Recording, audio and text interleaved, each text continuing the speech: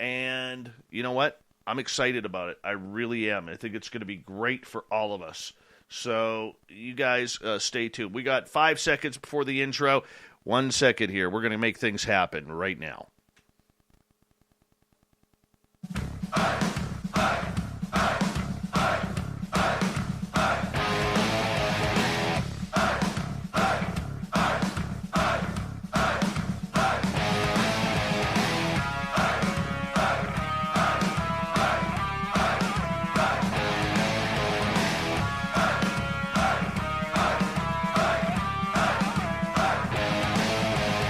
From the mountains of central British Columbia to you listening around the world, this, my friends, is Spaced Out Radio. I am your host, Dave Scott, sitting in the captain's chair of SOR headquarters. We welcome you to tonight's show and our terrestrial affiliates around North America and digitally on TalkStream Live and Revolution Radio. If you want to take a listen to our archives, they are free for you at youtube.com/Spaced Out Radio. Just do old Davey the favor, hit that subscribe button. Our website is spacedoutradio.com, where we have a plethora of features for you, including rocking out to Bumblefoot and reading up on Captain Shirk's SOR Newswire. Tonight's show is brought to you by Chive Charities. Help make the world 10% happier by visiting Chive Charities today. You can find them on our website. Author John Olsen lives in the beautiful area of Nevada. At the age of 8, he began to realize that the home he lived in was quite peculiar, an old 1880s farmhouse with strange experiences such as phantom knocks, loud boots running the stairs, missing objects. It all became commonplace as he grew up. With each run-in with what he called the man in the hat, John's interest in the paranormal grew. He was forbidden to talk about it outside of the home, though. What would the small community think? Oh, yes, I had parents like that, too. My mother. Stop it. What will they say? People are watching. Yeah, John and I have something in common there. Anyways, he found solace in learning everything he could about his encounters from library books and has spent the last quarter century now interviewing and documenting firsthand accounts of those who have witnessed all kinds of strange and unusual phenomena. The Stranger Bringerland series contains firsthand accounts of everything from ghosts, monsters, hauntings, to glitches in the Matrix, and everything in between. And I highly suggest you can go to Amazon, pick up John's books. Then at the bottom of hour number 3, I will bring you the SOR Newswire, brought to you by Paranoia Magazine. Mr. John Olsen, I'm so happy to have you back on Spaced Out Radio. How you doing, my friend? I am doing great. Thanks so much for having me back, Dave. It's an honor. It's an honor. I appreciate it. Yeah, you notice how quick, the minute you emailed me and said, hey, Dave, I got my new book out. Is there any chance you could get me on? Yep. Didn't even let you finish the sentence, man. Didn't even let you finish. Well, that was awesome. And again, I love being on your show. It's just so much fun, and I love talking about the stories and everything that's going on. It's just fun to come on and talk with you, Dave. Oh, we appreciate it. And our audience has grown substantially since you were last on. So you're talking to a whole bunch of people who are now going to learn about you. So let's go back to this 1880s farmhouse so people can get to know you and how you got introduced to the paranormal. Yeah, so I did. You mentioned I grew up in northern Utah, in this small community, and the house that I grew up in, it had been in my family for quite a while, back through almost to the people that built the house in 1883, and my parents purchased the house in the 60s, and it had been abandoned for about 5 years. So they got a really good deal on it and moved in and had to, start fixing things up. But by the time I was about 8 years old, maybe a little bit younger than that, I noticed things in the house that were not normal. They weren't the same as my friends' houses. And I have an older sister and a younger brother, and we started talking about our experiences and the things that had happened. And it got me really interested in the paranormal. Like you mentioned, my parents at first were very, adamant that we don't talk about it. Being from a small community, they, people like to talk, and you try very hard to not be part of the gossip in the town. So we kind of kept it to ourselves and, talked about it amongst each other in the house. And by the time I was a teenager and I started having friends over to the house, they had their own experiences in the house. Oh, no way. And yeah, and I remember in particular, I was up. My room was upstairs at the top of the stairs, and the steep set of stairs that go from the main floor to the second floor, where my bedroom and everything is where we would hear footsteps a lot going up and down the stairs. And I remember sitting there and I'm studying, and my friend, she's on the couch on the other side studying, and after a few minutes she slams her book and she just puts it down and looks at me, and I'm like, what's the matter? And she goes, what is that? And I said, what are you talking about? And she says, well, somebody has run up your stairs 3 times since we've been here, but there's nobody on your stairs. And I had to kind of chuckle, because that kind of stuff becomes background noise to me, and I didn't even hear it really. And I had to, admit, well, there's a ghost in my house. And when that happened, and a few other, instances where friends of mine had experiences in the house, I started when I would go to a party or we'd be on double dates, one of my friends would always say, hey, you know what? John's house is haunted. Have him tell some of his stories.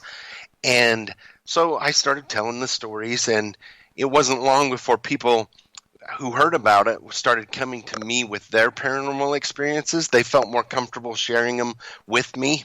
And so by the time I was 17, I was interviewing people and gathering stories from the area, and it kind of took off from there. Okay, so you were the highlight. You were the highlight reel with your friends, having to tell all these spooky stories that are going on around. So as you were growing up, you obviously developed a very big interest for the field of the paranormal. Did you think it was as big as it was, including everything from Bigfoot and Dogman and Skinwalkers and all sorts of ghosts to UFOs and aliens and ET abduction? When I first started, looking into it, I remember at our little local library, it was a small library, they got the Time Life books of the paranormal. It was Bigfoot and UFO, and I just would check those out and read them over and over and over again. And so I didn't realize that it was as big as it is. I have noticed over the years, because of television shows and things that are going on like that, I think people are more open to sharing their stories. There's a less stigma attached to people who have a paranormal story, whether it's Bigfoot or UFOs or ghosts or even Fae or anything like that. There's not quite the same stigma. So I think people are feeling a lot more comfortable about sharing their experiences, and it's kind of opening up the world. And the more I, interview people, and as, I started out with my book here, local stories, and it's grown to the West, and now with the last book all over the continental United States, and it just continues to grow. And it just amazes me, the people I get to meet and the stories I get to hear, and it's a lot bigger than I thought it was back in the day, that's for sure. John, do you have a favorite topic that you like to cover? It kind of goes back and forth. I'll have one, I'll hear a story, and so I'll dive into it and study it as much as I can. I can't say that there's one over another in the paranormal world that I like more than another.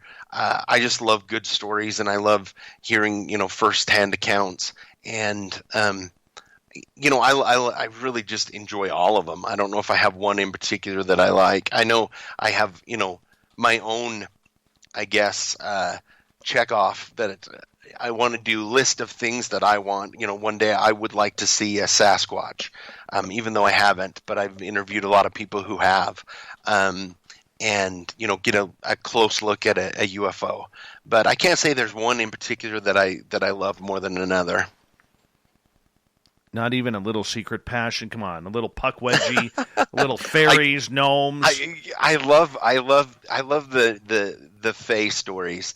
Right now, it seems like there's quite a few of those that I've gathered, and I do enjoy those, and I think that has to do with the fact that as I study, because not only do I interview people for the books and stuff, but I'm always, going back through folklore and trying to connect the stories, that I hear. I'll hear a story, and if it has to do with fae or if it has to do with ghosts in an area, I'll do my research and try and find out, where that can connect to folklore, or, if it's a ghost story, can I connect that ghost to that area or that house or whatever it is. But yeah, I do love the Fae stories, that's for sure.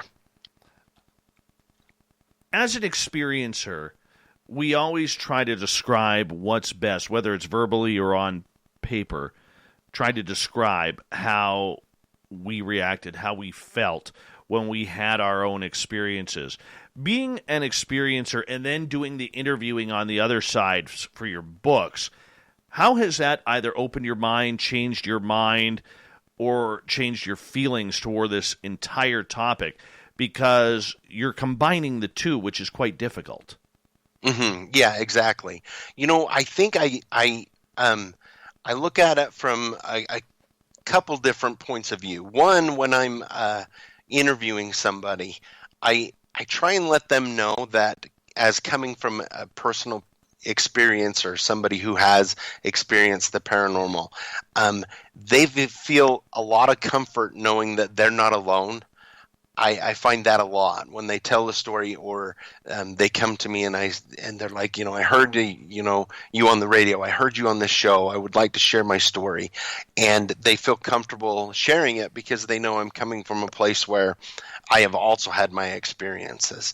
And not only that, but where my experience was in having a ghost in the house, and as I grew up with it, I found that from my personal experience, a lot of times, for the most part, when somebody does have a ghost in their house or they have a ghost experience, I try and explain, for the most part, it's just like meeting someone off the street, because they're just somebody who's passed on. And just like if you meet somebody on the street, 9 out of 10, they're going to be, decent people. It's that 10th person that's kind of a jerk that you got to look out for. It's the same in the paranormal realm of ghosts. So I think I come and bring an interesting perspective just because of the background that I have. John Olsen is our guest tonight on Spaced Out Radio. John, not everybody aspires to be a writer of the paranormal. How did you get writing about these stories? What compelled you? Like I said, I've been collecting since I was about 17. And about 5 years ago, I got remarried. And my wife, she's great. When, I explained to her about my background and what I do, and she says, well, what's all these papers? What's all this stuff? And I said, well, these are all the stories I've collected. And she's like, well, what are you going to do with them? And I said, well, I want to write a book someday. And she goes, well, why don't you start now? And she was such a great influence to push me and help me to realize my dream. And she was really the one that said, let's do it. You can do it. I'll help you, whatever you need to do. And once the first book came out, it was just like I guess you could say, the hole in the dike comes open, and just I've been able to publish one every year since then. So, and I hope to keep going. Is it refreshing for you allowing your own experiences to come out and just kind of put it into the passion of writing that you have? Yeah, it does. It really helps. And I love the idea of being able to take people's stories, like I did with my own, and give them a voice. And it's exciting for people. I know a lot of people have come back and they're like, to see my story on paper. A lot of people still want their name changed and enough stuff changed so that they can't be pinned back to it. But I'm finding more and more people are fine with their names and in this story. But just to be able to see it on paper and get that validation, especially if it's a really strange story, it's amazing how if I write it, and it goes in the book, and then I get people that come back and say, oh my goodness, I thought I was the only one that had experienced this. And then I read your book, and what a relief to know somebody else has experienced this very same thing. And not only does that help them, but then it validates the first story that I got. And so it's all just kind of a great process. It really is, and you're allowed to have some fun with it. Has there ever been an experience out of all the interviews that you have done that just really kicked back and really hit home for you? Oh yeah, there's been quite a few of them, especially with ghosts, and at times when I've had people come to me. And it may not even be that they want their story told, but they're like, oh, I think I have a ghost. It's kind of scary. What should I do?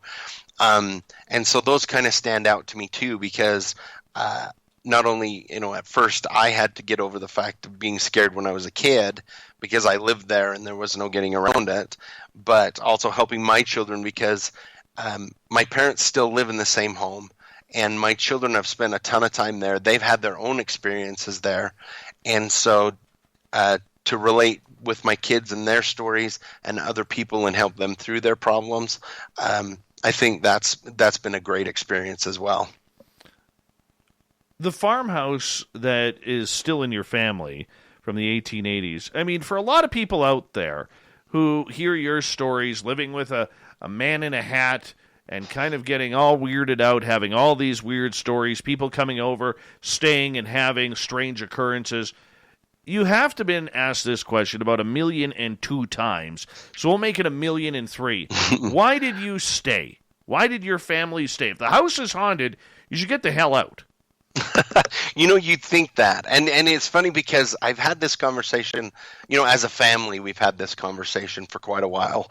And it's going to sound really strange, but in a lot of ways, we feel like, these people that are there, the ghosts that are there, the ghost that's there, they grew up there, they lived there, they raised their family there, and, it's as much theirs as it is ours. And even though the one in particular is a trickster and loves to play tricks, nothing is malevolent. Nothing is evil. Nothing is in that way bad. So it's been one of those things where it's just kind of been an exciting thing as a family as we've gone on. I know even to today, I have experiences in the house myself. I guess it was about a year ago, I went over and before I picked my youngest son up from school, I had about an hour. So I swung by my parents' house, and the car wasn't in the driveway. And so that usually means they're gone. But I parked and went in through the kitchen, and just out of habit, I called out, "Hey, I'm home." And I heard my dad's voice from the front room say, "We're in here." And I thought, oh, well, maybe my sister borrowed the car or something. And I walked into the front room, and there's nobody there. The TV's off. It's dead quiet. And so the only thing that was there was my mom's little Shih Tzu dog was sitting on the couch. And so I just kind of shrugged it off, and I had my book with me. So I started reading my book. And all of a sudden I heard the back door open and close, the kitchen door. And I heard my dad call out that we're home. And so I got up and I walked into the kitchen, and there's nobody in there. The door is still shut. I look out the door. Their car still hasn't come home. And so I went back in the front room, and about 15 minutes of reading again. Same thing. Back door opens. My dad calls out. So I go into the kitchen. Again, there's nobody there. No car. And at that point, I hear a laughter coming from behind me, the room that I just walked out of. And so I just kind of chuckled and said, "Oh, ha, you got me again." And I walked into back and started reading my book. And sure enough, 15 minutes later, there's my dad calling out, and I didn't get up this time. I just stayed reading my book, and that time it actually was my dad, and he came in and he goes, "Didn't you hear me call out?" And I said, "Yeah, but I wasn't sure it was you." And so I had to explain to him what was going on. So even to today, we have experiences in the house, and it's more, I guess, I know it sounds weird, but it's more exciting than it is necessarily spooky, because I've grown up in that, and we've all experienced it for so long. I can understand that. As we got about 3.5 minutes before we have to go to a break at the bottom of the hour. Probably the scariest thing that ever happened to me was hearing my son.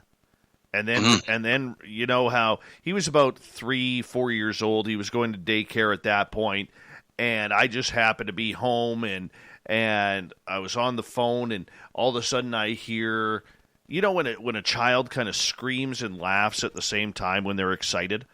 Mm-hmm. Yeah, I hear that upstairs. So I tell my friend who's on the phone with me, I said, "Did you just hear that?" She's like, "Yes, I did."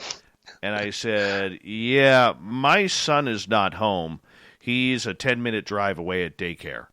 Oh, wow, yeah. Yeah, and you know, other things involving my son. I got a little bit of a trickster in here that every now and again pops up and tries to emulate my son. And, you know, I know everybody in the paranormal is going to be like, "Ooh, you have attachments, you have this, you have that." No, everything is just fine over at SOR headquarters here. But, you know, you still have to be careful, though, and know the limits of where you can push these spirits, don't you? Yeah, exactly. And one thing that I always, caution people about is not inviting certain things into your house, or inviting, certain spirits, or being open to that. Because there's definitely a line, at least I feel, between, those that have passed on and maybe in the area, and maybe inviting darker things into your life. So you definitely have to be careful about that. Well, of course. Of course. So when you are, going home, and these ghosts have been with your family for so long now, have they almost become part of the family? Yeah, I believe they do. They definitely have. Yeah. Like I said, with everything that's still going on, and me writing the books, my parents will call me all the time and say, "Oh, we had this happen last night. I got to tell you about it." And they're excited about it, and I get excited about it, and so it is. It's kind of just a family thing. It's part of the family. Okay, I have to ask, because we got about a minute here. When new people come over to the house, never been to your residence or your parents' house, do the ghosts put on a show, kind of like, "Hey, let's show this guy what's going on"? It really just kind of depends. On the person. It depends on what's going on, and like it can go months and be super quiet, and then go a month where it's lots of stuff is going on. So it really just depends. But they do definitely like the family. It seems to be the family that they like to pick on, or give experiences to, I guess you could say. Wow. Well, and for people who've never experienced anything like that, I do have to say, it's a wild trip, man. It's a wild trip, because most of the time nothing happens, but when something does happen, you got to try and figure out what's going on. And it's a puzzle. It's a puzzle that we all have to deal with, for those of us who live in a haunted house. John, I'm going to get you to hold on for just a few moments here, because we are going to go to break at the bottom of the hour, and we're going to get into some great conversation tonight with John Olsen. He is the author of the Stranger Bridgerland series, his latest book, which is called Stranger U.S. We are going to get into this one momentarily on Spaced Out Radio with John Olsen, and his website, strangerbridgerland.com.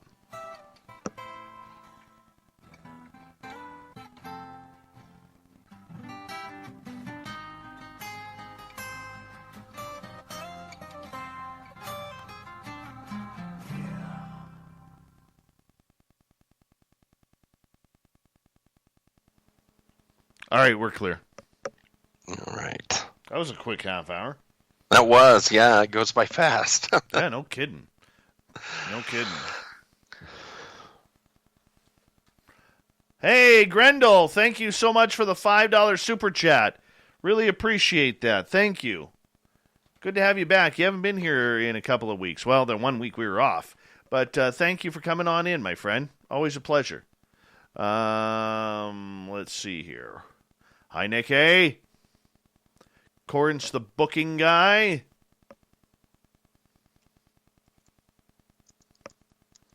All right. That's really cool. Really cool.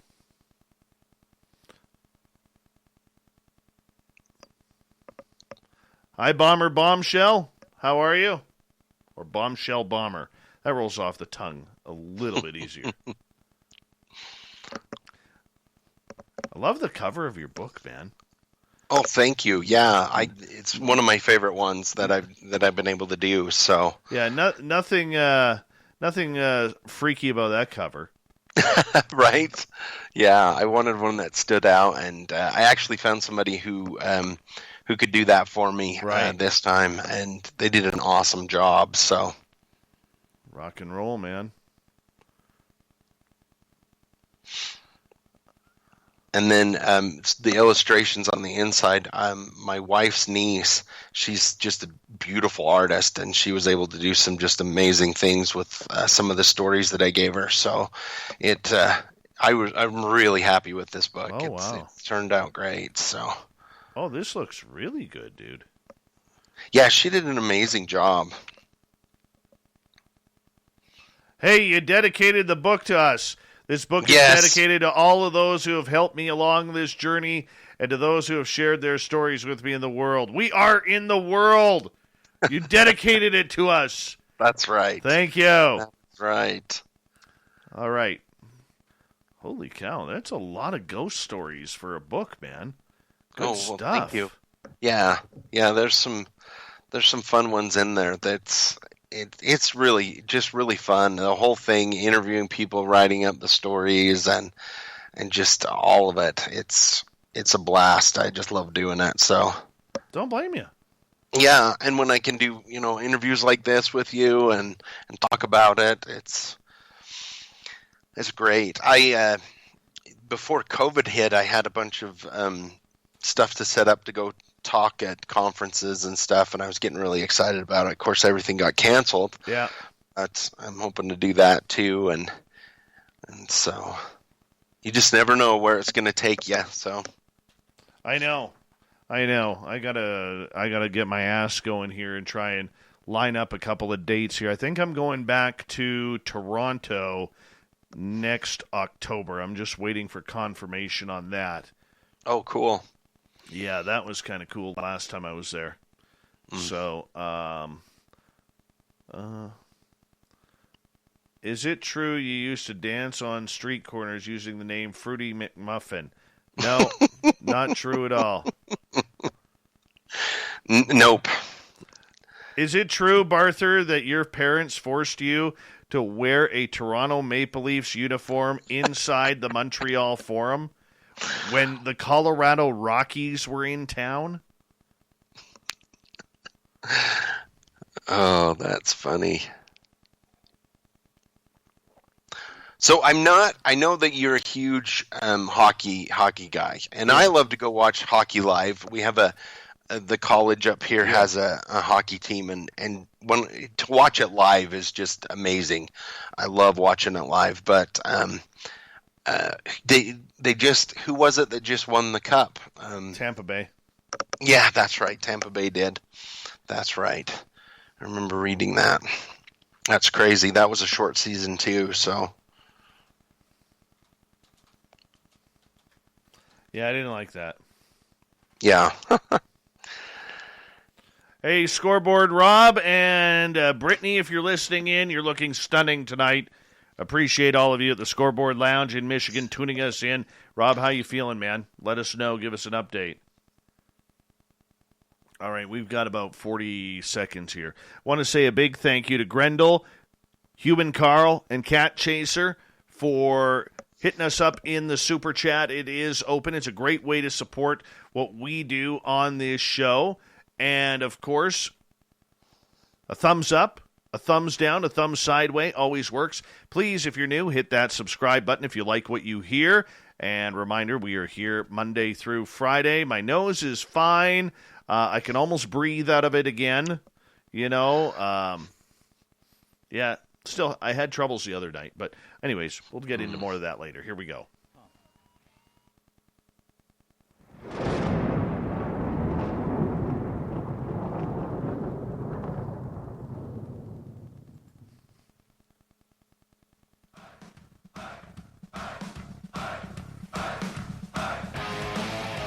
Second half hour of Spaced Out Radio is underway tonight. I am your host, Dave Scott, sitting in the captain's chair of SOR headquarters. Thank you so much for joining us tonight. I really appreciate it. I want to remind you that if you've missed portions of this show or others, check out our free archives by going to youtube.com/Spaced Out Radio. Just do me the favor, hit that subscribe button. Our website is spacedoutradio.com, where we have a plethora of features for you, including rocking out to Bumblefoot and reading up on Captain Shirk's SOR Newswire. Follow us on Twitter at Spaced Out Radio and on Instagram at Spaced Out Radio Show. Author John Olsen is with us tonight as he's got a great series of books out called Stranger Bridgerland. And, you go to his website, strangerbridgerland.com. His newest book, called Stranger U.S., is now on the market. You can find it on Amazon. And you know what? I love his writing. It's easy. It's very captivating. John, you do one hell of a job with it. You really do. Oh, well, thank you very much. I appreciate that. I try and get to the meat and potatoes in the stories, and I appreciate you saying that. So, not a problem, my friend. Let's get into Stranger U.S. What was the idea behind this book? So, as I do interviews and I get out and get to talk to people and do conferences and stuff, it's kind of just expanded. Like I said before, when I just started, back when I was 17, it was, before the age of the internet. There was before, you could get on the internet and search out people or anything like that. So it had to be word of mouth. So most of the stories I got for a long time was just local stuff. And as my books came out and I was able to do, shows like yours and a couple others, I had more people contacting me from, all over the United States. And so I was able to pull together stories, that ranged all the way across the U.S. And so I still have a ton of stories that I haven't written yet. I'm hoping to keep doing books. And so my point on doing this one was to make sure I got stories from all the way across the United States and to also, get a good mixture of stories. So, I've got UFO stories and Bigfoot and, fae and ghosts. And so that's really what I was going for. And I think it worked out really well. Well, do you mind sharing a few of those stories with us? You bet. No problem. So I'm going to share a few of my very favorite ones with you.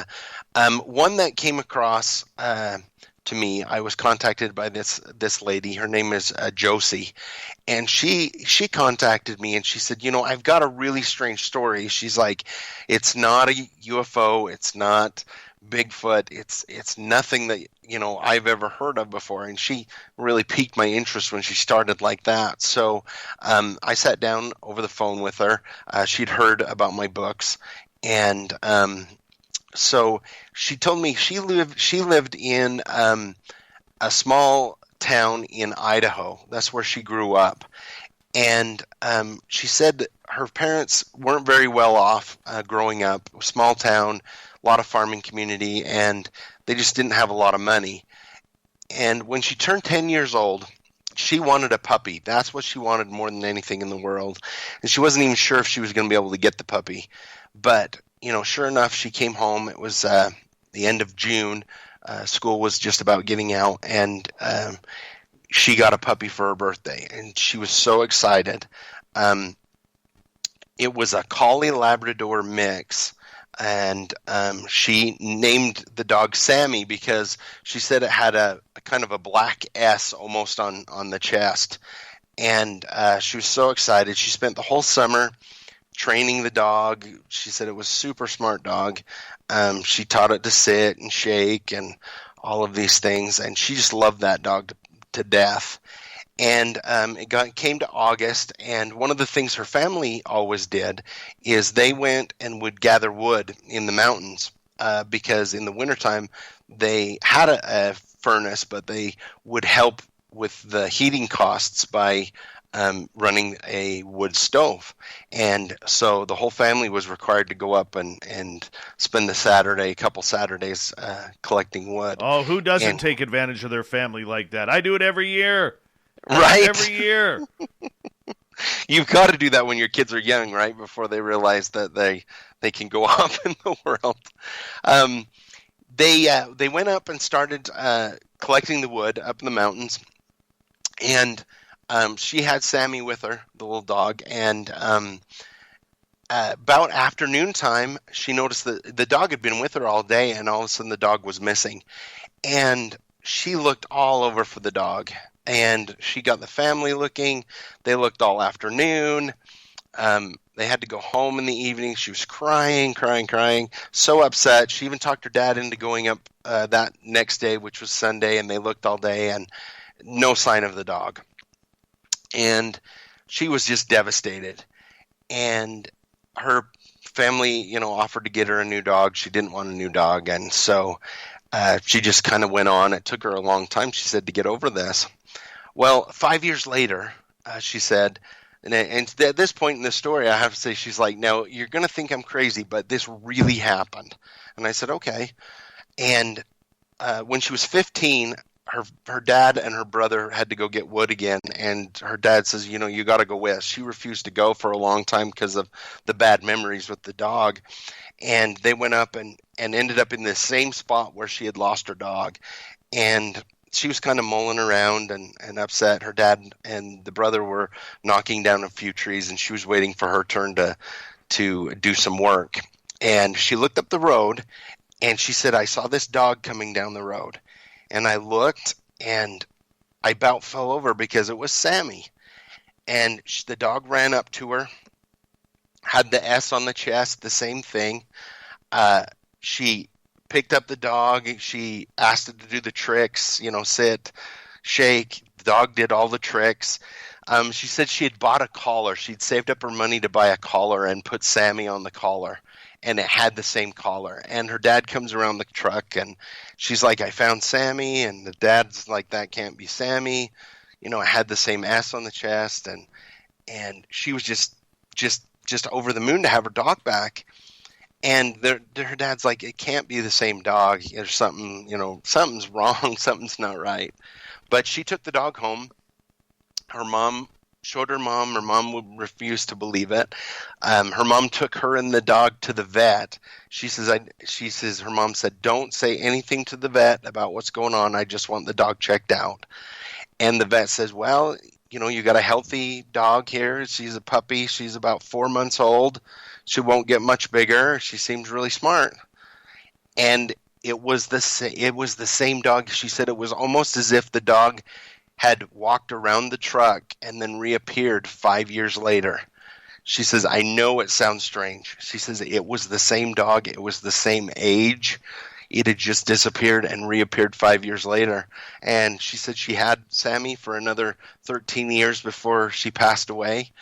And the family made her swear she wouldn't tell the story. But after she's grown up, this was in the early 80s that this happened.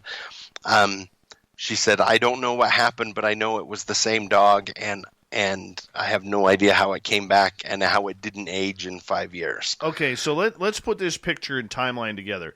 She goes out in the early 80s with the family to go collect firewood. The dog disappears.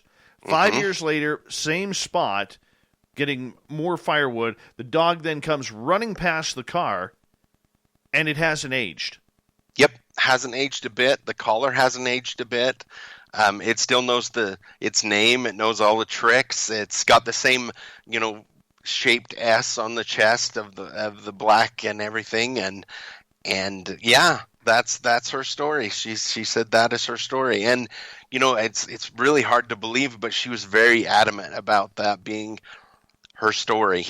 It was very strange. Okay, so she had the dog for 13 more years. Were there Mhm. any oddities about the dog after it came back? Nope, she said it lived a normal life.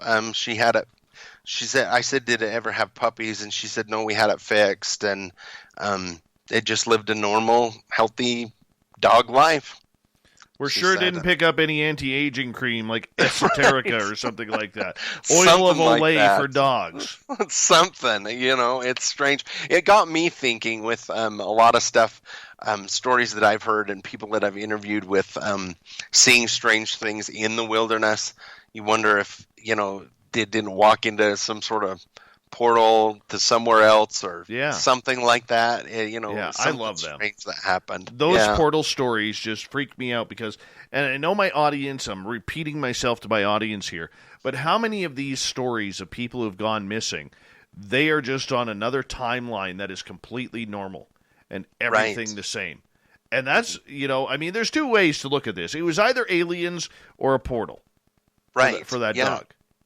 Something strange. Another one, somebody mentioned. They're like, well, maybe it's a glitch in the Matrix or something. If we live in a Matrix and the dog was frozen or something came back, who knows? Who knows? I really love that story, and I believed Josie when she was telling me the story. She was very adamant about it, that it was a true story. So I had to include that one in the book. No kidding. That one just trips me right out. Yeah. Yeah, it's kind of crazy. And again, like you're saying, it makes you go back to all these strange stories of portals and strange phenomenon that happen to people in the wilderness. And I interviewed other people, a gentleman who had a time shift where, he was on a hike for a long, long time, but when he got back to his truck finally, it had only been, when he thought it was 5 hours, it had only been 45 minutes to an hour that he'd been gone. And so it's kind of interesting with the things that go on in the wilderness and how it's all connected. I love that part. So. No kidding. How did the rest of the family react to this? I mean, it sounds like they were really freaked out by it. Yeah, she said that, at first her mom didn't believe it. And then they just didn't want to talk about it. And because the ramifications of it is just mind-blowing. I think that she eventually said she just had to stop bringing it up and just go on with it, because she said mostly, like, her mom, she talked about the fact that her mom just didn't want to face it, whatever it was. She just didn't want to believe or face it. But she said she knew her dog, and it was her dog. So, yeah, when you're faced with something like that, especially when it happens to you or your daughter, and I can only imagine, you come from a life where it's everything's normal and everything's the way it's supposed to be, and then all of a sudden something like this happens. It can kind of throw you for a loop. That's for sure. Oh, absolutely. Let's move on here to another story from your book, Stranger U.S., which you've found on Amazon right now. I love missing time stories. What do we have going on here? So one of the stories that I had, I interviewed a gentleman. He contacted me after I was on a show, and he said, I had a really strange experience. And he said he had actually contacted some UFO people to see if it was UFO related.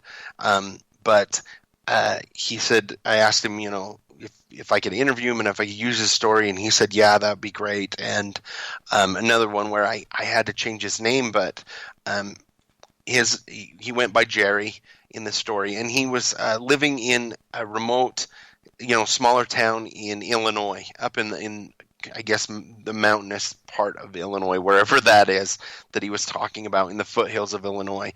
And at the time, he was a vet, and at the time he was living with his parents in their house, and he had a younger sister there. And he said one night he was Everybody had gone to bed, and it was around 10 o'clock, and he had his favorite nightly television show that he liked to watch. So he went down to the basement and turned on the show, and he says, I wasn't tired. I was used to being up late at night. I wasn't, even remotely tired, still had my clothes on. I sat down. I turned on my television show. The next thing I know, he says, I am standing outside, and it's the middle of winter. He says, I'm standing outside of my house in the backyard in the dark in basically my night clothes, in my the clothes that he usually slept in. And he said he was stunned because he didn't know, how he got there. He's like, I was, just sat down to watch TV, and now I'm here. And he didn't have shoes on, anything, and he's freezing. So he goes and checks the back door, and it's locked. He goes to the garage door. It's locked, all locked from the inside.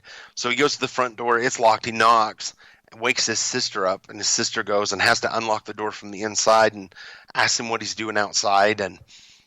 And he tries to explain, but he goes downstairs and looks at the clock, and it's now 2 o'clock in the morning. So he went from 10 o'clock watching, sitting down to watch his show, and the next thing he knows, it's 2 o'clock in the morning. Pardon me. And he's in different clothes. He goes to the basement where he was. He can't find the clothes he was in. He can't find his shoes anywhere. He never was able to find the clothes that he had been wearing.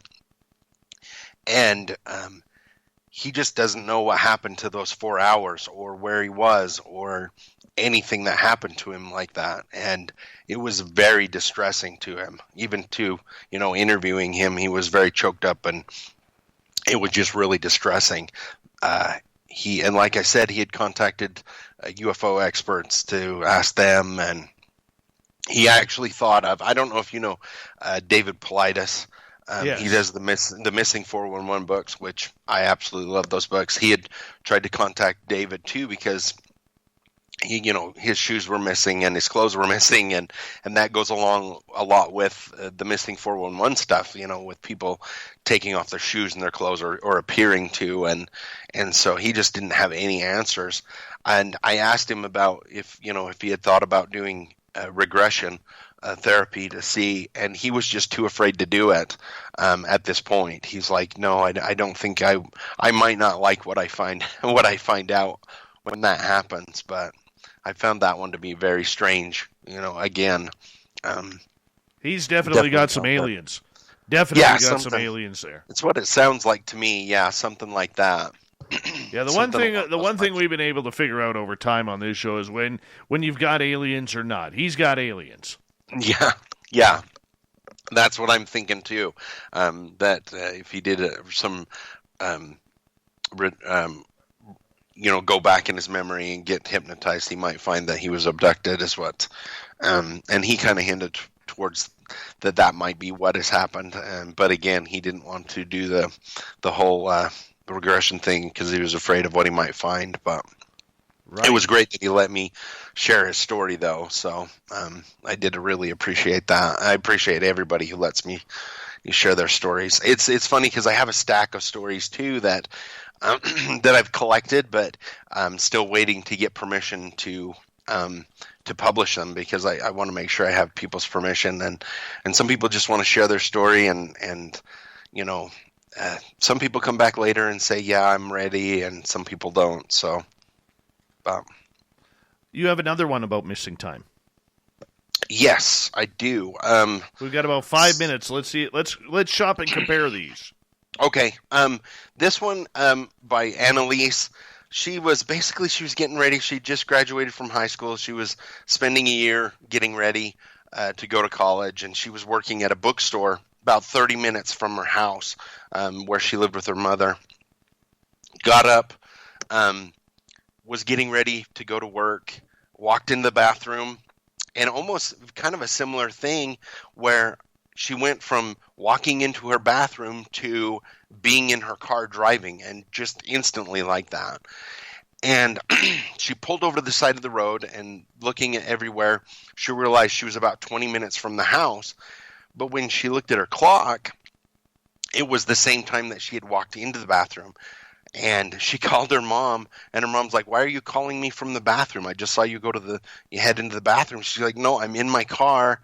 I'm 20 minutes away. I don't know how I got here." And her mother's like, "Don't, stop playing games. That's not funny." And she's really serious. And she's still, she went to work. She's trying to figure this all out. And to this day, her and her mother cannot figure out how she went from walking into the bathroom to being 20 minutes away in her car driving instantly. So that's another thing. I mean, that doesn't sound so much like UFOs or aliens, but, it's definitely something unusual, because she also had her mom that could verify that that's what happened. And I do believe time skips. It's funny because when I worked in radio in Vancouver, and I've only told this story a couple of times, I actually had time skip on me twice at the same intersection, once going westbound and once going eastbound, probably about 8-9 months apart, where all of a sudden I would be stopped at a red light, and all of a sudden I would watch the light turn green, see the car beside me start to move, so I start to move into the intersection. Next thing I know, I'm being honked at by cars coming in the opposite direction because the light is red. Oh, my goodness, That happened once at about 7:30 in the morning and once at about 3:30 in the afternoon going in the opposite direction. Wow. Yeah. That's very strange. Same intersection. That's interesting that it happened in the same place, too. That's very interesting. Yeah, that's one of the only experiences I've had that I did not have a witness to. But gotcha. I do believe that time skips and it, what causes it, I don't know. What's your thoughts on how it's caused? Boy, I don't know. It could definitely, go right along with, that we're in a simulation. I've read quite a bit about that, and that could possibly be where, it's a program, and sometimes it has glitches in the program, or, it's hard to tell. That's about the only thing that I could think. That we're in some sort of program, and that sometimes it's not perfect. But that would be my only guess. Yeah. But yeah, it's just I don't know if it's a time glitch or maybe a shift in dimensions. I don't know. Yeah, I had something just real quick, very similar, where I was in a parking lot, and I pulled forward, and there was a street that comes down to my right, but it's blocked by buildings. And I had this really strange feeling coming over me. And I looked and I said, I know that there is a red truck that's coming down that road. It's going to turn the corner in about 5 seconds. And I said this out, to myself, and sure enough, there come a red truck around the corner, and I knew, and I waved at the guy because I kind of felt like I'd done it before, and he waved at me, and I knew he was going to wave at me. It was almost like an advanced, what do you call it, where you feel like you've been there before, deja vu, because I knew something before it happened. Instead of I feel like I've been here, I knew it right before it happened. It was really strange. But wow. My friend, I'm going to get you to hold on right there because we are going to go to a break here at the top of the hour. Yesterday I was having troubles trying to figure out whether it was the top or the bottom. This time I am 100% sure that it is at the top of the hour here on Spaced Out Radio. I'm Dave Scott, sitting in the captain's chair of SOR HQ. Author John Olsen is our guest. We're talking Stranger U.S., and we're going to get into some strange stories from his latest book, Stranger U.S., and his website, strangerbridgerland.com. Oh, yeah, I love the paranormal stories. Hey, this is a great warm-up show for everybody wanting some woo out there waiting for Halloween, because we've only got a number of days left before we go trick-or-treating and go woo in the night. We don't boo around here. We woo when it comes to Spaced Out Radio. We'll be right back.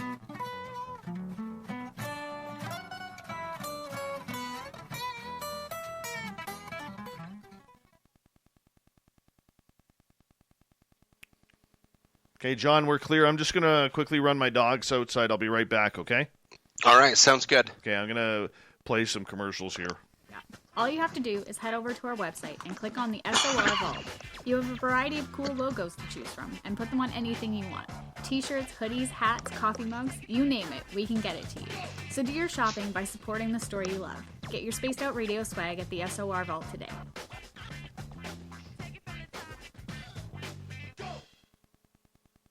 Hi, this is Amber Beckrud, and I want to invite you to subscribe to our YouTube channel where we store all of the SOR show archives for free. And as an added bonus, every 2 weeks I'm posting brand new content on Cryptid Tales, where I will get into some of the spookier legends and folklore from around the world and tell the stories that go with them. Find us at youtube.com/spacedoutradio and check out Cryptid Tales today. Drop a comment and let me know what you want to hear. See you there. The party is always on at the Moose Vancouver. The Moose Vancouver is where you want to be when visiting Canada's West Coast. Open until 2 a.m. nightly, the Moose cranks up the rock while serving some of the best rated food in the city. The menu starts at $6.95. Why party anywhere else in Vancouver when the Moose is right there? Get your horns up and rock with the Moose, the official party bar of Spaced Out Radio. I'm feeling a little spicy tonight. What to do? What to do? Why not get Bumblefuck? 4 million Scoville units of pure hard rock. Bumblefoot hot sauces come in 3 flavors. The burning Bumble. Tone it down a bit with Bumblicious and throw the sauce on everything. Spice it up. Bumble me, baby. Bumblefoot hot sauce. Get it today at kajans.com. We are scouring the world for the most intriguing stories of your day. Take the time to read up on the SOR Newswire, where our team, led by Captain Shirk, will deliver to you some of the best paranormal and supernatural news, along with some stories that will blow your mind from the weird to the wacky. It's the news outside the news that piques interest, and that's what we're looking to deliver to you. The SOR Newswire, only at spacedoutradio.com. Hey, space travelers, this is John Resig, founder of the Chive and Chive Charities. If you know anything about our website, you know we like to do things a little differently. We're not some faceless organization collecting money for a nebulous cause. Our donor dollars go directly toward life-improving items. Then we give those items directly to an underdog who needs it most. To become a donor with Spaced Out Radio's official charity, Chive Charities, just go to chivecharities.org/donate. Hello, Space Travelers. It's me again, Carl. Don't forget to join the Space Travelers Club for just $5 a month. And follow Spaced Out Radio on Twitter at Spaced Out Radio. Our Instagram, Dave Scott SOR. Our Facebook page is Spaced Out Radio Show. Our archives are free at youtube.com/Spaced Out Radio. Come woo it up with Spaced Out Radio today. Bye!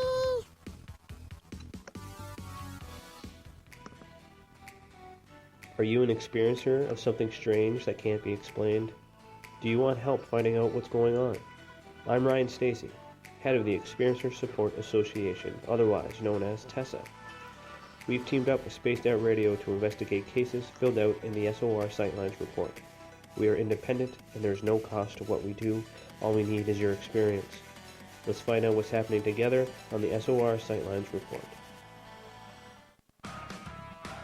Get your horns up with me on Spaced Out Radio. This is Ron Bumblefoot Thaw. Come tune in to SOR where you back. can hear me. We got about 2.5 minutes.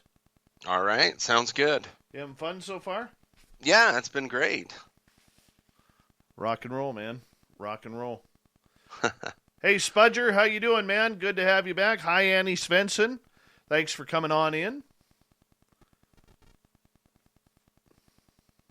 I always like to say hello to our guests who are tuning us in. We got 121 people watching live right now. Oh, wow, that's awesome. Yeah, man. That's so cool.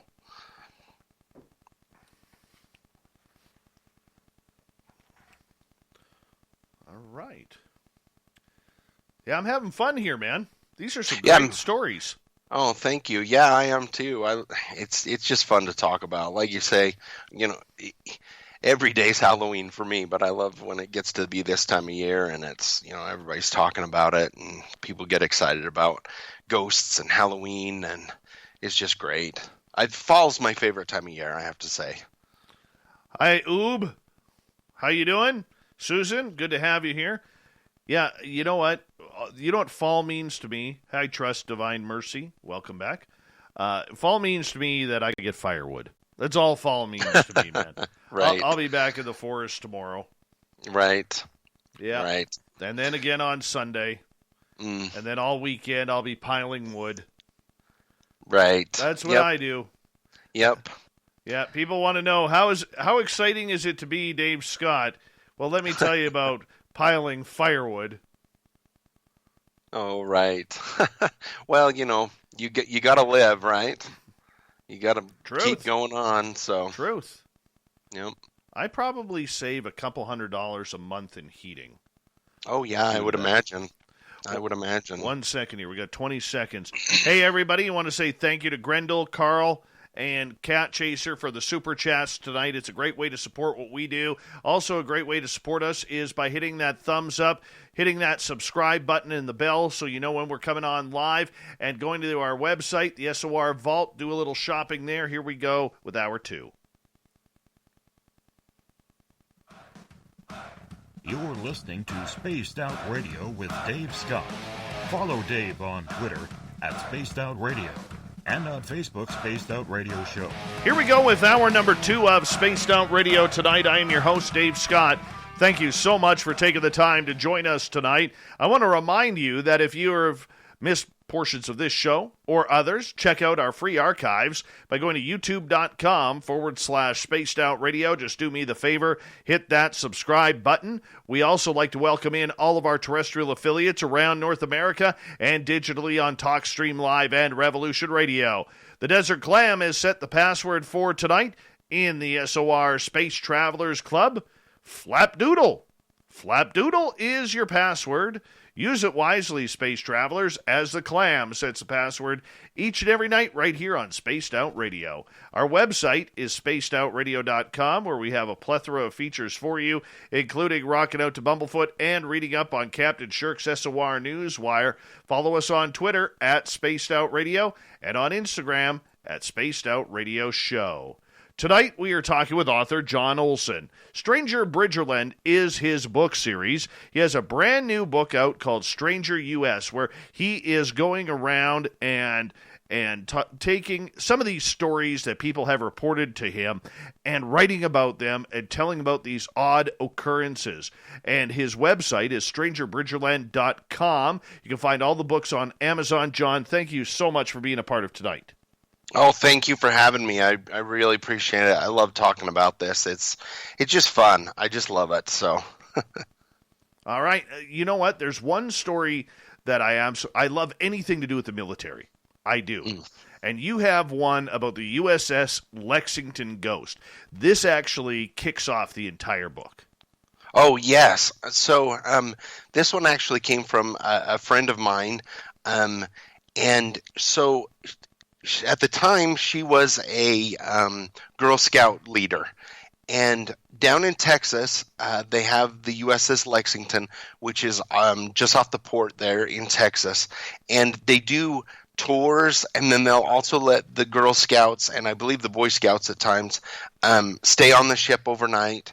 And they just have, a great time doing that. And she told this story. They took her and one other leader had these girls. They went on the Lexington, and they spent the afternoon touring and hearing all the stories and everything. And they were going to tell some ghost stories, which she was excited about. But she said they weren't really scary. At first she was worried it was going to scare the girls, but it didn't. It was mostly about just seeing ghosts and actually ghosts being helpful and pointing people in the right direction. And they had something to eat, and then they were off to bed. Well, they were staying in the bottom of the ship where the sailors used to sleep. This was a World War II aircraft carrier. And she said that they went to the very bottom of the ship, and when you turned off the lights, it was dark, just super dark. The only thing that you had were little running lights on the floor that would show you on the way to the bathroom. And they told everybody and the girls, they said, you won't know when it's daylight outside, not until we flip the lights on, and then you'll know it's time to come up. And so she went down and they got settled, and they're small rooms down there, and they've got 2 bunks on one side and 2 bunks on the other, and then just a narrow pathway in between. And they got the girls settled in there, and the leaders laid down, and the girls talked and giggled for a while and then finally fell asleep. And she was having a hard time falling to sleep because she's a little claustrophobic, and the bunks in the bottom are really close. You don't have very much room between you and the person and above you, and she was having trouble falling asleep.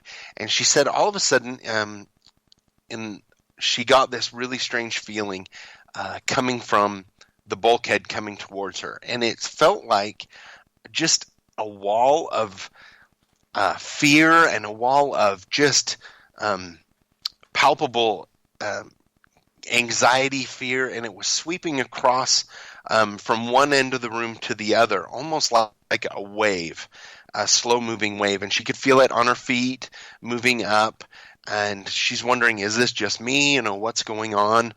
And as it got closer and closer, the girls that were sleeping on the floor, they started whining and crying in their sleep.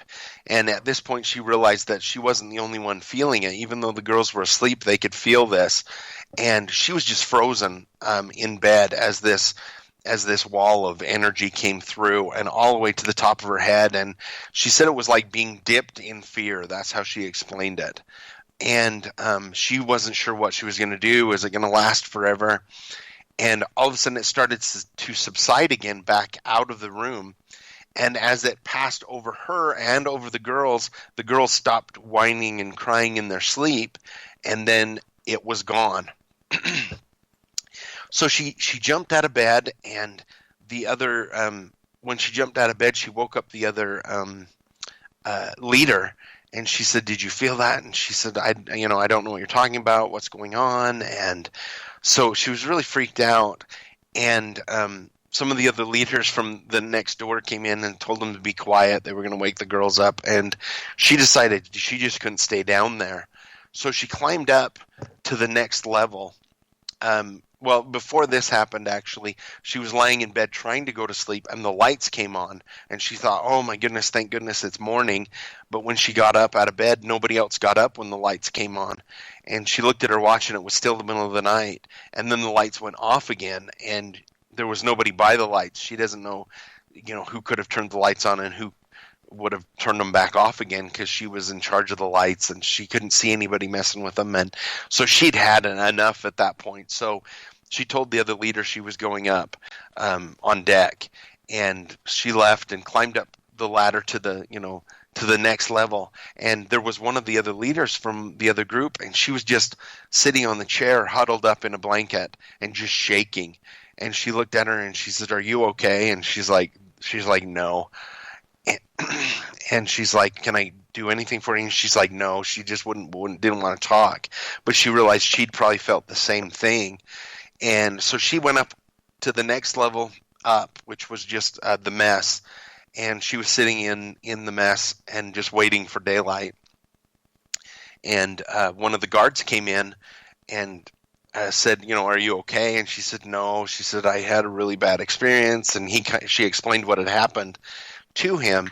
And he said, "Will you mind coming to the office and writing down your story? Because we keep a log of these." And so she wrote down the story and read some of the other ones, and there was a lot of scary stories that had happened to people on the boat. And she was just glad when daylight finally came and they were able to leave. She said it was a really just horrifying experience that she had on the ship that night. For people who may not know what the history of the USS Lexington is, could you fill us in on that? So it was a World War II ship. It had seen a lot of damage. A lot of men died on it.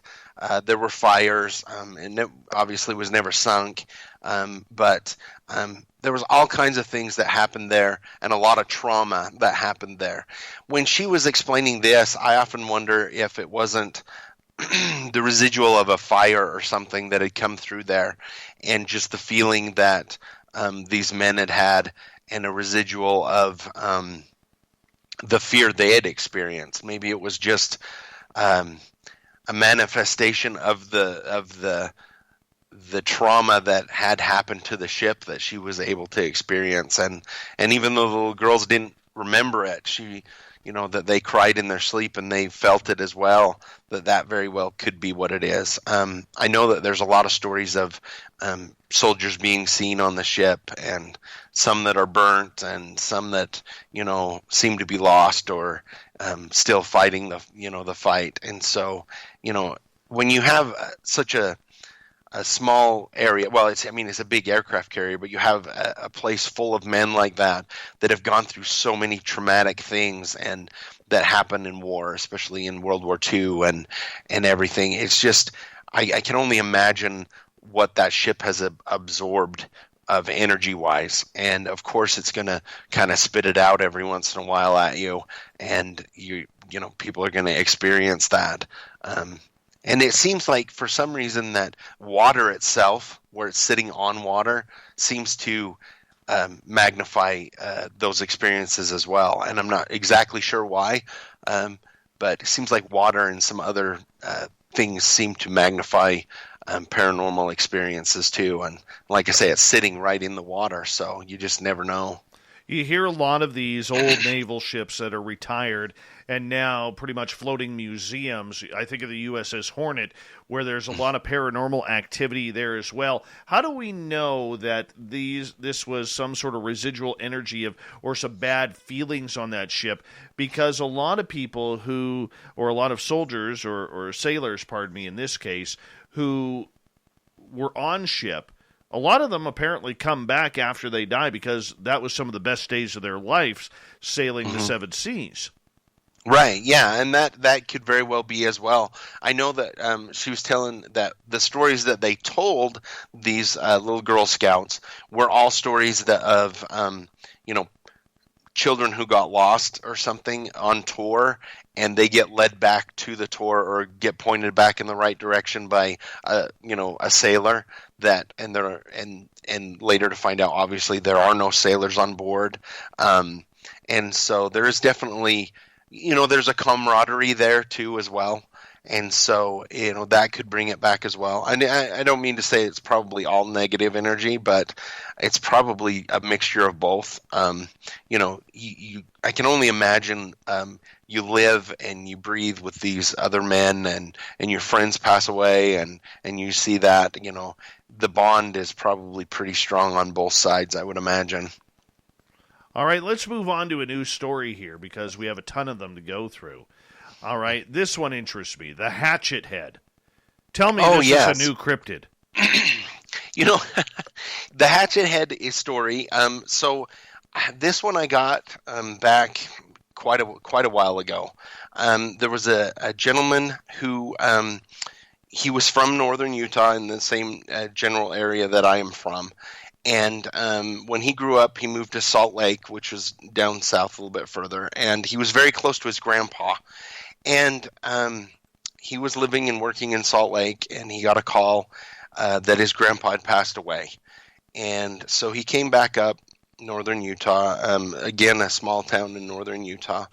And after the funeral and everything, they were going through some of Grandpa's stuff. And there was a box that had some of Grandpa's stuff in it, some World War II stuff. And in it was a Native American hatchet head, and nobody else wanted the box, so he took the box because it reminded him of his grandpa, and it was his grandpa's stuff, so he was excited about it. And so he took it back to his apartment in Salt Lake, and for a while nothing happened, and then one night he woke up in the middle of the night to a really strange sound going on in the hallway. and it sounded like almost like drums, which was really weird. His neighbors were really quiet. He said he couldn't figure out what it was, and he walked down the hallway, and the closet seemed to be coming from the closet. And when he opened it up, the noise stopped, and he looked, and the only thing he could really see in there was the hatchet head. And he closed the door, went back to bed. Another night, the same thing happened. And when he went out, the door was actually open, and the hatchet was on the floor. And so he picked it up and checked the house to make sure, checked his apartment, make sure the doors were all locked, everything was fine. And he went to work early. He got up and just went to work. He did construction. And when he came back that night, the hatchet wasn't there on the floor where he'd left it. It had moved. So he picked it up and he tried to, he wrapped it up and put it back in the closet, and he was trying to shake it off. He's a big, tough guy. He's like, I wasn't scared. I didn't believe in paranormal things. And it was either that night or a couple nights later, he woke up to the same sound again. It was almost like drums. And I'm picturing, when he's saying that, I don't know if you remember the movie Jumanji, where the drums were coming from the game. That's what I was picturing when he was telling me this, that a muffled drums were coming from the closet.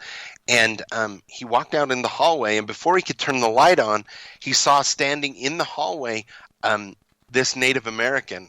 He said it looked just like out of a painting, an old painting of a warrior, face paint, everything, and he's standing in his hallway. And he flipped the light on, and when he did, it disappeared. The apparition disappeared, and at that point, he was done. He's like, I don't know what's going on. I know it's attached to this hatchet head, and so he left, went to work again super early.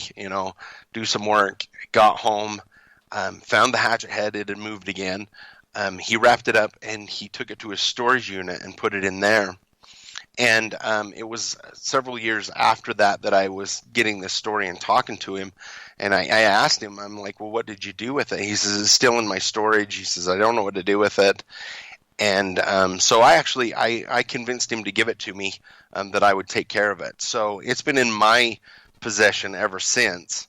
I have not seen the apparition that came with it. I can tell you, if I don't have it in my safe, it will go walk about. It'll disappear for a couple days and then reappear somewhere in my house. So I usually try and keep it in my safe so I know where it is and it doesn't disappear. But I do, over the years, I've unintentionally or intentionally collected some of the some objects that may be considered, I guess you would consider haunted or whatever. But as long as I keep them in my safe, they tend to not bother anybody. But yeah, I found that one really interesting too, because I'm a big fan of Native American lore and history. So I don't blame you. Yeah. So you collect haunted objects? Yeah, I do. Yeah, I've got several in my collection that I keep. I've got a book and the hatchet head and several other things too. I've written about them in my books, a few of them, and a few of them I'm still planning on writing. But like I say, as long as I keep them in my safe, I've got a pretty good size safe. They tend to not bother me or do anything. But like I say, especially with the hatchet head, if I bring it out, because I'll take it if I go somewhere to talk, so that I have it to show to people, and then if I don't put it right away in my safe, it tends to move around the house and go. I find it in different places. So, but like I said, I've never seen the apparition that he did with it, but I definitely get the feeling that seems to be something attached to it. Whoever owned it way back in the day, I guess you could say. So, what kind of other objects do you have in there? Now I'm curious. So I've got a book. In one of my other books, I wrote about a lady who. She used to be a book collector and a book broker in the day, back before you could just search on the internet. She would find books for people, and she found a book. It's a Tarzan book, and it wasn't super collective, but she found it at a sale. She found it, so she bought it for her own collection, and it had a young boy attached to it. It would also, she would find it on the floor, opened up, like somebody had been reading it. If she put it in her chest, it would make noise in the chest and wake her up. And one night she woke up in the middle of the night, and standing next to her bed was this boy in old clothes, early 1900 clothes, and she was just in shock because half of his body was burnt, and she said it was so vivid I could see the red embers coming off of his clothing, and he was saying something about that she had his book, and she took it to another collector. And when she told me the story, I kind of hunted it down because I wanted it. I don't know why I really wanted it at that point. Maybe just to go along with the story, but I was able to find the collector that had it and was able to get it to me for a reasonable price. So I have that one as well. I have a couple rings that supposedly were with. They were an older woman had the rings. And I haven't written this story yet, but I'm planning on it. The person who got the rings also bought them at a thrift store, bought a little jewelry box that had them in there. And there's an older woman that she is very attached to those and does not like anybody wearing them. If she ever tried to wear them, she felt like there was bad luck attached to them. She also saw the apparition of the woman very angry at her for wearing her rings, and so that's another couple that I got. And again, I keep them in my safe, and they seem to not bother me as long as they're locked away in the safe. I had also a jar of marbles that supposedly had a young boy attached to them, some old marbles, and just a few more like that. That I'm hoping to write those stories because they're particularly interesting to me, also because they're not just good stories, firsthand accounts, but because I have the objects with me as well. So, do you feel safe with them? I do. I know that sounds really weird. Like I said, as long as I keep them locked up in my safe, I don't worry too much about them. And right now, the safe is even actually off-site, not at my home, which makes me feel even better about it. But it's. I haven't found anything that I would call, evil, I guess you would say. Definitely angry, some of them, but not evil. I tend to shy away from stuff like that as much as possible. Even with my stories, I've collected a lot of stories of people who have gone out looking for something and, kind of maybe opening portholes and stuff. And even though I collect the stories and interview them, I haven't really written much about that because I tend to shy away from the more evil stuff, if that makes sense. But, yeah. Don't blame you. Yeah. Yeah. There is a lot of rumors, as we got about 45 seconds to go. There is a lot of rumors, though, especially from men out there thinking of proposing. Never buy an engagement ring at a pawn shop or use one that somebody else has had outside of the family because it is bad luck. Yep, bad luck. You take the karma from that, whatever happened to that ring. It's in the pawn shop for a reason. Things didn't go well. You shouldn't be doing that, right? Yeah, exactly. So I definitely agree with that. For sure. My friend John, I'm going to get you to hold on because we are going to go to break at the bottom of the hour here on Spaced Out Radio. We're halfway through already. We got John Olsen for another hour as we're going to break down Stranger U.S., his latest book on everything paranormal, strange, and weird. I'm looking forward to it. We're having a great show tonight. His website, strangerbridgerland.com, if you want to check it on out. And all of his books can be found on Amazon.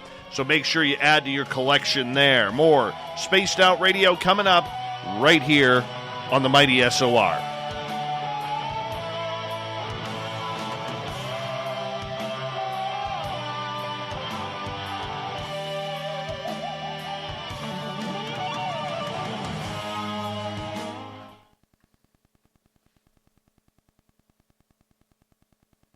All right, we're clear.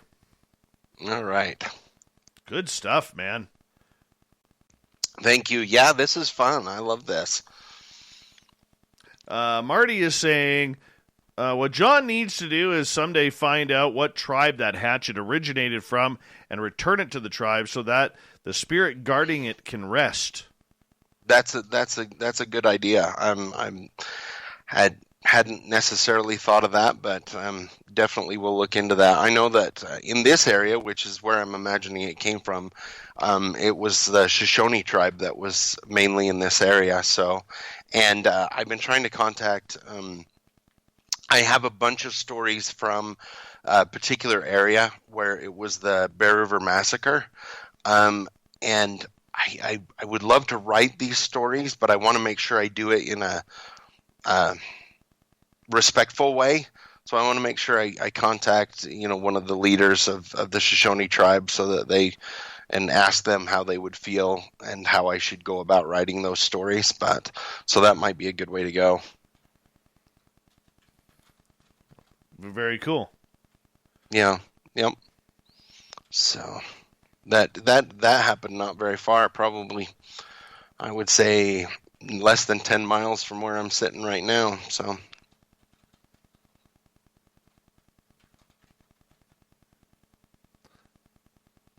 all right. We've got about 4.5 minutes here.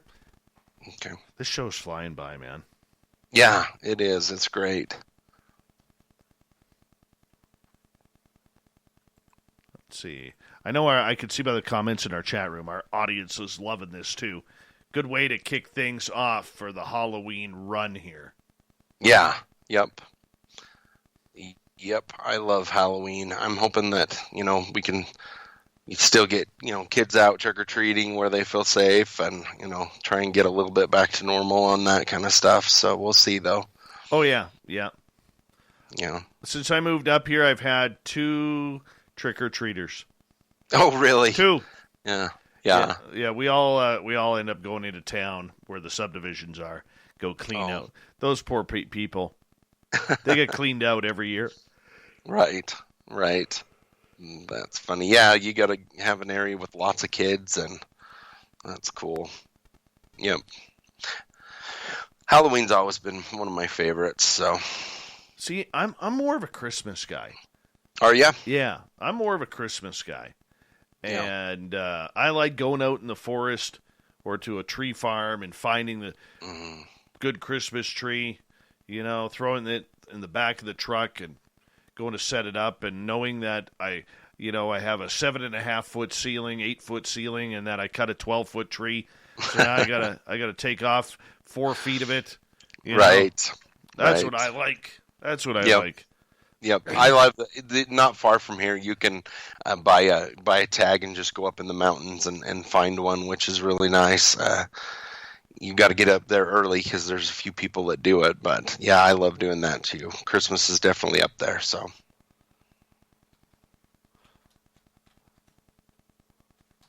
All right, we got about 2 minutes here.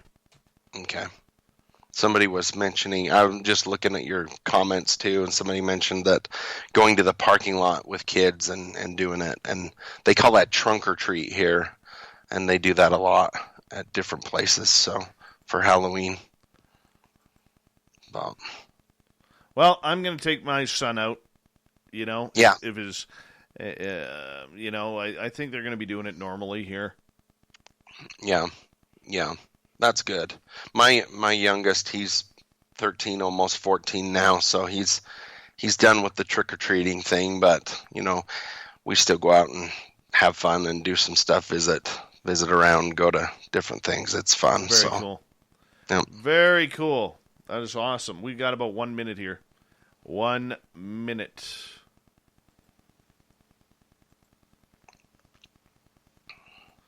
All right, let's go back here. Just have a little itch in the old ear.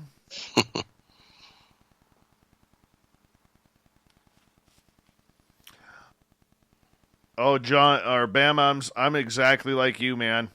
I am so nitpicky when it comes to my Christmas tree. I get that from my mother. Totally get that from my mother. All right. We want to say thank you to Grendel, Carl, and Cat Chaser for the super chats tonight. We really do appreciate the support. You can support our show on YouTube by hitting subscribe. Give us a thumbs up or down. Trust me, they are important. And go to our website, spacedoutradio.com. You can join the Space Travelers for $5 a month, as well as shop at the SOR Vault. And we'll get to it. Here we go with the show. Charities.org.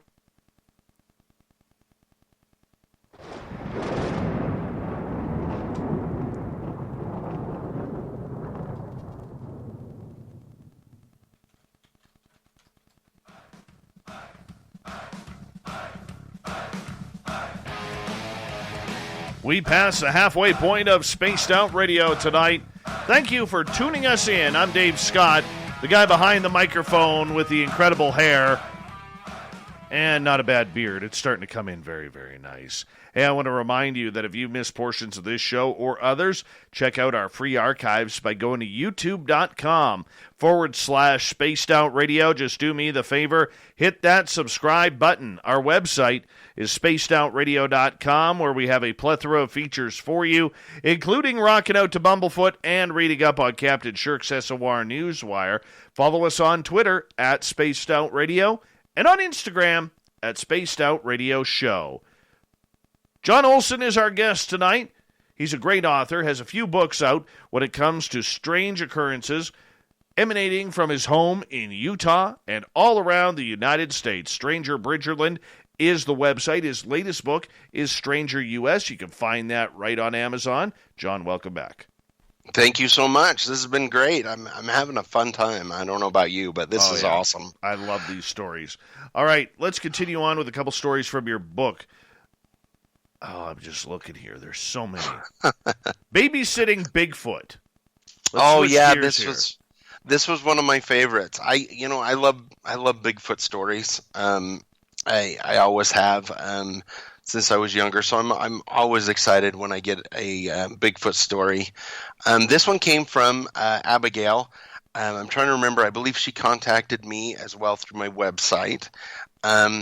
And she grew up in a small town in Wyoming, about 30 miles outside of Jackson Hole, Wyoming, which is in it's just south of Teton National Park and Yellowstone. So you go Yellowstone, Teton, Jackson Hole. So it's right in that area. It's very wilderness, especially back in the 70s and 80s when she lived there growing up. One of the things she did is babysat. She would babysat for some of the people in the community. And one of the families lived, quite a ways out, and right on the edge of the wilderness with mountains and everything right behind their house. And one night she got invited. She was hired to go babysit. They had two boys, I believe, is what they had that lived there, 8 and 9 years old. The husband picked her up, took her up to the house, and they explained everything, got to give the kids food, play with them, send them to bed, and we'll be home around 11 o'clock. And so she did that, did the regular, get the kids ready for bed, let them go play, give them some dinner, and sent them off to bed. And she was just in the front room watching TV, and she heard a noise coming from the front of the house. They had a big porch that was on the front of the house, a big wooden porch, looked towards the west, I believe is what she was saying. And she heard something out there just on the front.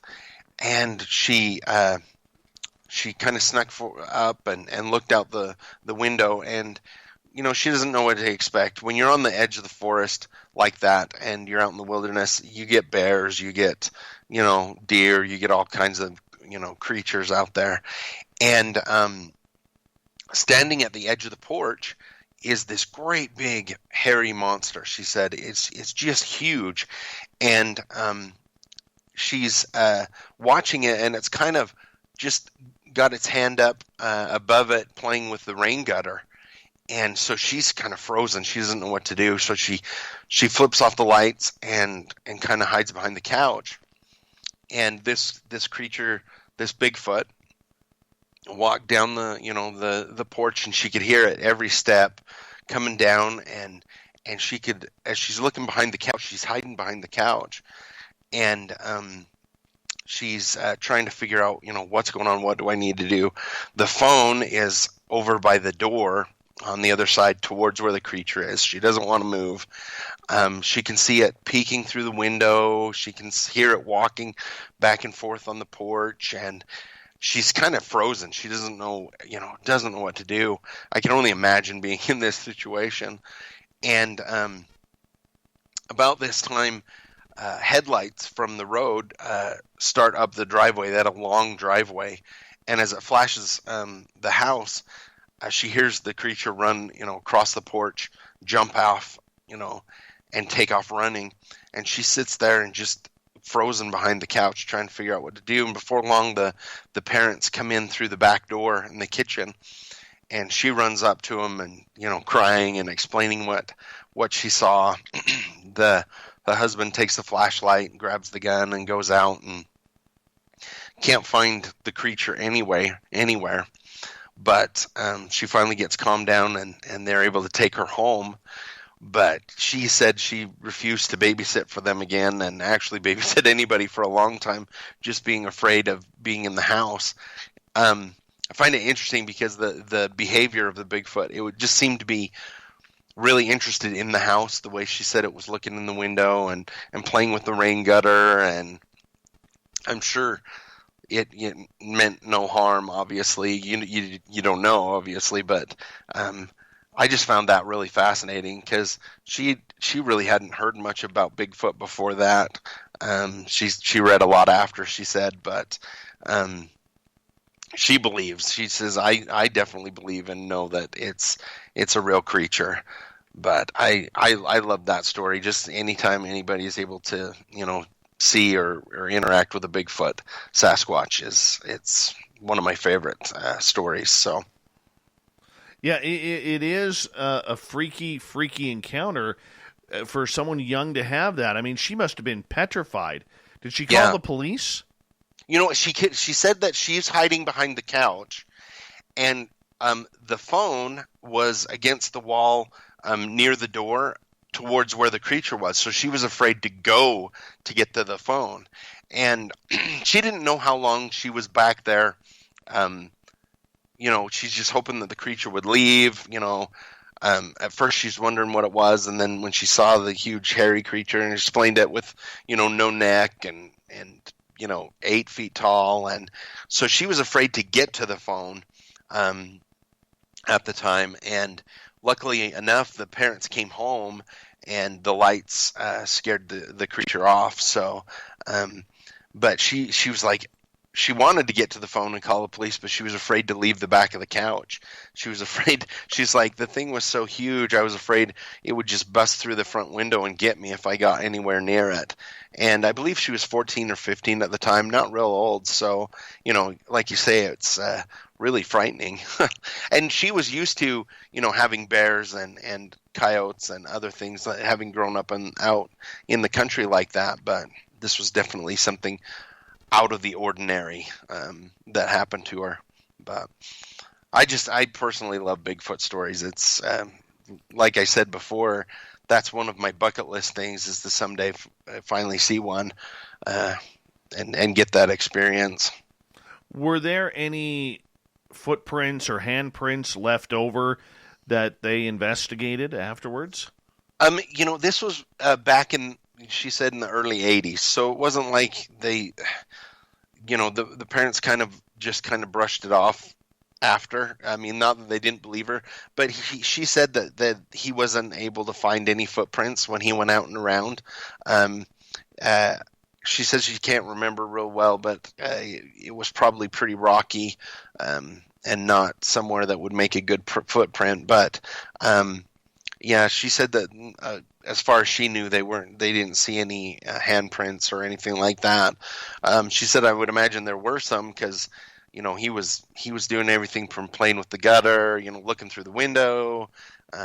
Could hear him doing all kinds of things on the porch before they came home. So that would have been interesting, like nowadays, to bring out the forensics and get the the fingerprints going on that, because I know a lot of times when they touch windows and stuff like that, you're able to get that kind of fingerprint. So that would have been good to do back then, but I don't think they were thinking that far ahead at that point. So how long was she alone after this incident before the people came back to their house?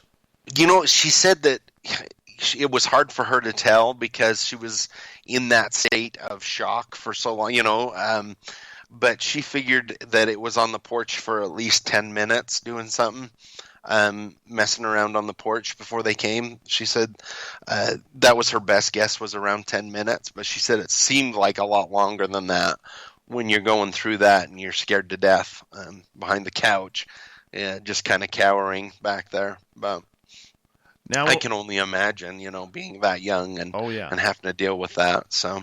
All right, let's move on to another monster story. You got one monster wolf. Are we talking werewolves? Are we talking Beowulfs? Are we talking Dogman here?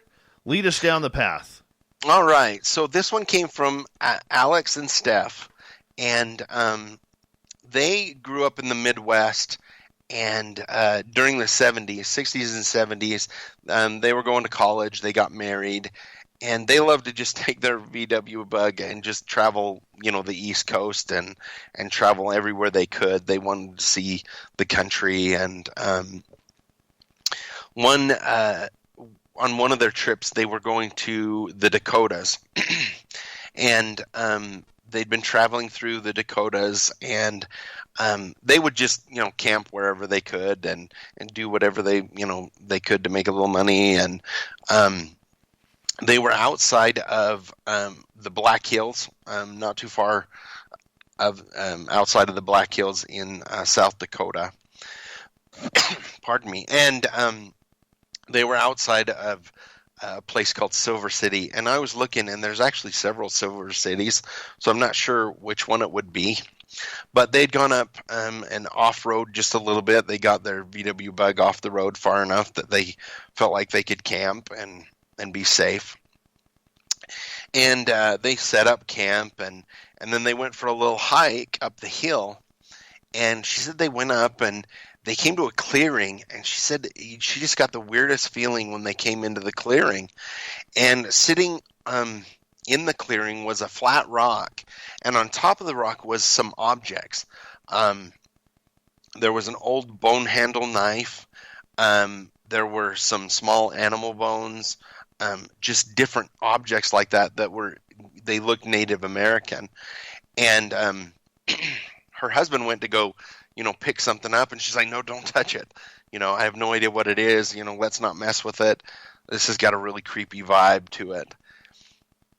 So they made their way back to camp, and she said it took a while to get back there before that creepy feeling left. And they built up the campfire, and they were sitting around the campfire, and all of a sudden she said that it felt like there was just a breeze that came through, but it wasn't so much a wind as it was a feeling of just dread that came over her, and it seemed to just blow right into camp. And at the same time, she said she could hear chanting going on up the trail towards where this flat rock with the stuff was up from their camp. And she was getting really nervous, and it was almost on the wind where, you know, am I hearing it? Am I not hearing it? Am I imagining it? And she just wasn't quite sure. She was trying to talk her husband into leaving at this point. And all of a sudden, her husband grabs her arm and tells her to hold still, you know, stay still. And she's like, what's going on? And she looks through the fire, and on the other side of the fire, there were some trees. And this wolf had stepped out of the trees into the clearing by the fire. And she said, I've seen, you know, big dogs before. I've heard of big wolves before. This thing was enormous. She said, you know, it was easily 3.5 feet, 4 feet tall at the shoulder. She's like, I'd never heard of an animal this big. And it was black, and its teeth were drawn back. She said that whether it was the firelight or an internal light, but the eyes seemed to be glowing red on this thing, this wolf. And as it started growling, it was so deep she could feel the reverberation in her chest. She says she remembers that to this day, that as it growled, she could just feel the reverberation in her chest. And so they're sitting there, and it's just kind of looking at them through the fire. It's not worried about the fire. It's not worried about them. And her husband's yelling to try and get it to run off, and it's not even flinching at either one of them. And she said she wanted to run, but her husband kept a hold of her arm. And, later on he said, she was afraid if she ran that it would chase and take off after her. And so eventually it just kind of paced on the other side of the fire from them, and then made its way back into the forest. And at that point, the chanting stopped and everything stopped, and just she had the most horrible feeling of dread at that point. And so they hurried and loaded up the VW bug and doused the fire, did the best they could to get it out, and just took off. And she was in tears at this point, bawling, and they didn't, to this day, she's like, I don't know what it was, because it sure did look like a physical animal, but it was so big, and the feelings that came with it, and the noise that were coming from the forest, she didn't know if it was, she said she couldn't really tell, or to this day didn't know what it was that she had seen. And I kind of talked to her a little bit about what it could have been, some thoughts I had. And some of them that I thought is it could have been a skinwalker, Native American skinwalker, which can change into different things according to folklore. It can change into a wolf. It's the medicine man that can do that. Or was it, like we talk about, the werewolf or the dog man or something of that nature? I gave her some of those options. She seemed, after I talked to her about what a skinwalker is, she kind of leaned that way, just with the spooky feelings that went on with it, and the chanting and the altar that was above with the objects on it. But I look back just to do some research, and at that time, even though it's fairly close to the Canadian border, there were no wolves in the area at all at that time, back in the 70s. So they'd been hunted out of the Dakotas at that time. And even the wolves that had been in the Dakotas were not that big. So I'm definitely thinking it was something along those lines of paranormal for sure. But what? I'm not sure. Were there other known skinwalker sightings in the area? Not that I could find, but I do know that with the Black Hills and the Badlands, they definitely have sightings there that go back a long ways, and that's not too far off. The Badlands in the Dakotas and the Black Hills. The Native Americans believe that the Black Hills are their our sacred land. So it definitely could go along those lines too, with the feeling that they were in an area they weren't supposed to be, whatever it was. But yeah, there's definitely different stories of skinwalkers and things of that nature that go on in the Dakotas. So very well could be. Okay, so were there other histories of werewolf sightings or dogman sightings? If you go further into Wisconsin and Michigan, that seems to be where there's a lot of those sightings, and they kind of almost spider out from there. I haven't found one in particular in the Dakotas, at least firsthand, but I know that they do happen all along the north and of the border, and I know I've heard them in Canada above the border as well, of dogman sightings, and that seems to be one too that is I don't want to say really popular right now, but a lot of people are talking about, and the sightings can happen in quite a few different places. I know that the difference other than the appearance between Bigfoot and Dogman, is that the Dogmen are definitely a lot more violent.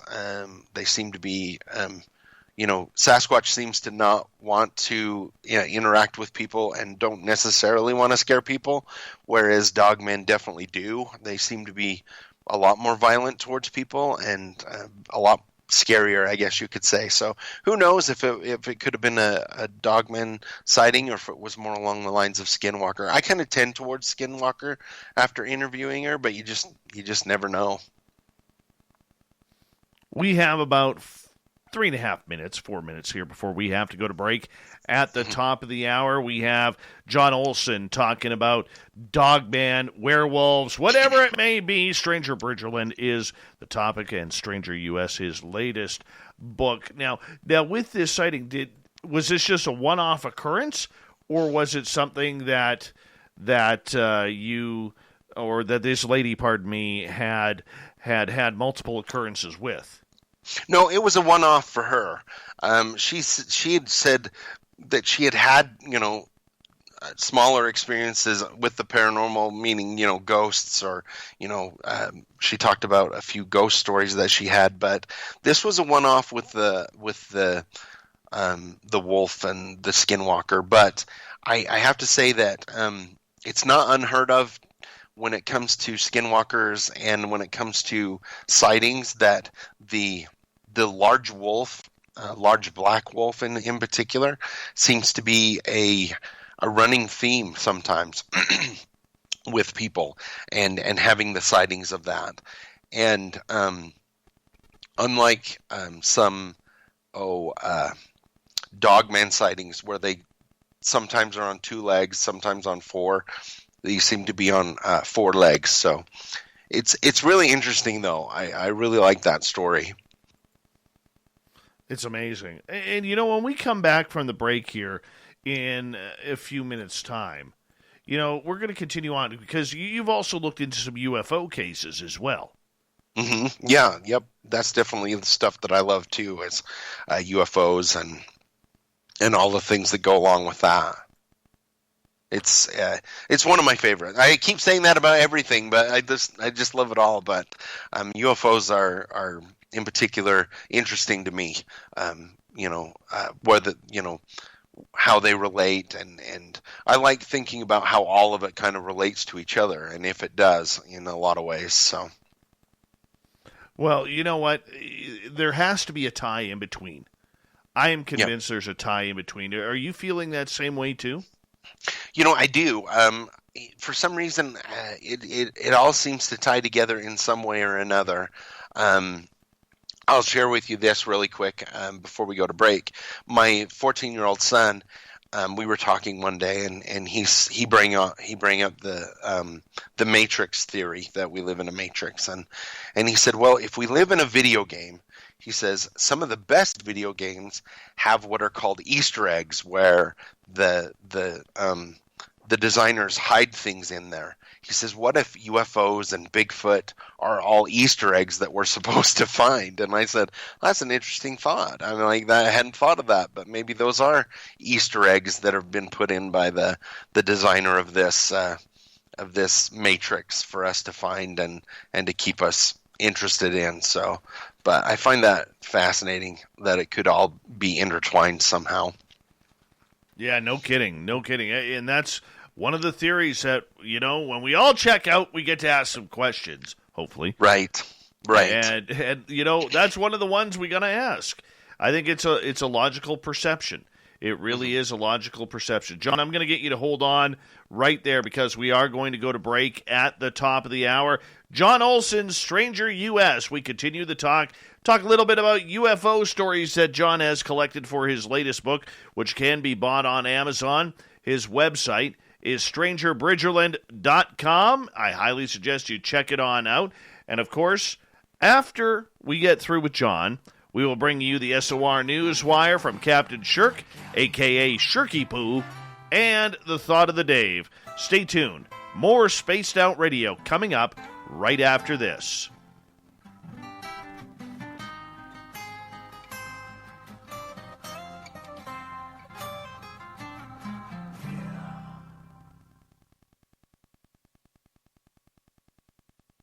All right, but I'm just going to run my dogs outside again. I can hear them at the door, so I'll be right back. All right. Sounds good. If you know anything about our website, you know we like to do things a little differently. We're not some faceless organization collecting money for a nebulous cause. Our donor dollars go directly toward life-improving items.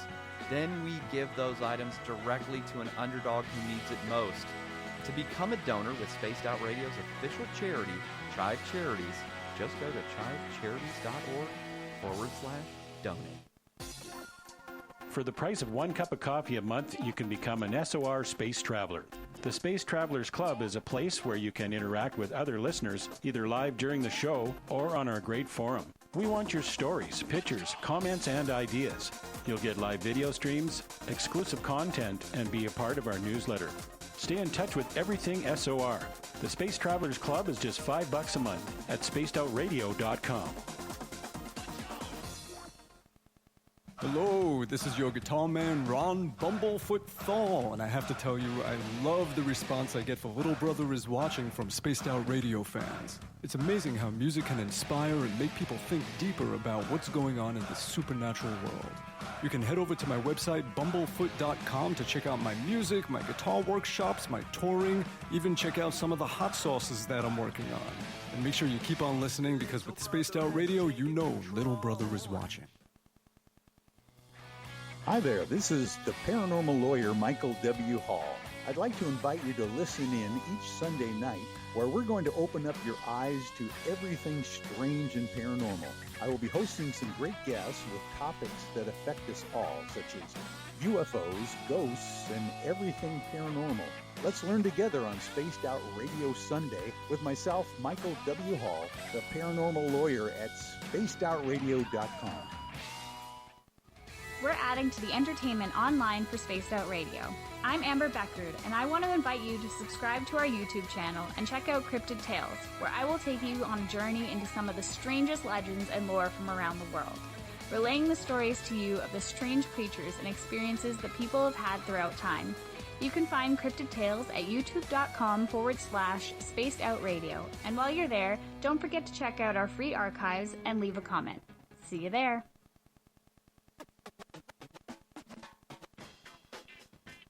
The SOR Vault is open for business, and do we have some cool swag for you to pick up? All you have to do is head over to our website and click on the SOR Vault. You have a variety of cool logos to choose from, and put them on anything you want.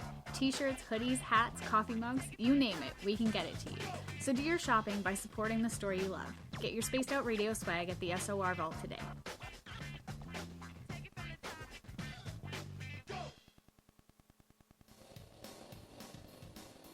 We all know on Spaced Out Radio we love a good beard and mustache, so why not take care of your facial hair with Mighty Moose Beard Oil? Made in Canada, we're taking care of beards and stashes around the world. We use 100% natural ingredients with our oils and balms to make your whiskers feel silky smooth. Use promo code SOR2019 at MightyMooseBeard.com today.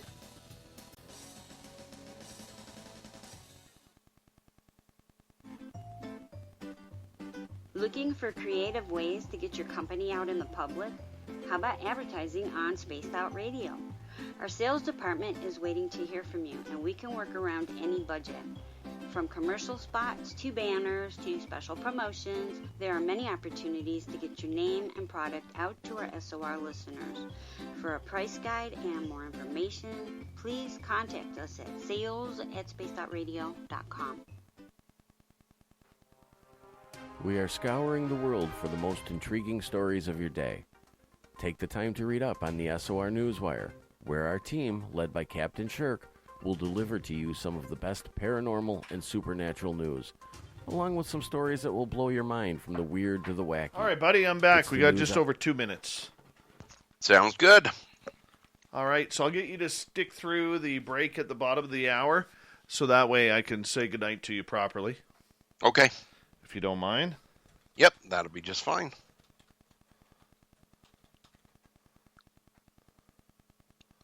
All right. Oh, who donated? Kyle Evans. Thank you for the $4.99 super chat, man. Really appreciate that. Thank you. And thank you to Grendel and Carl, Human Carl, and Cat Chaser for the Super Chats earlier as well. That really means a lot to what we do here on Spaced Out Radio. I really do appreciate that, man. Thank you so much. It's awesome. It's humbling. Humbling.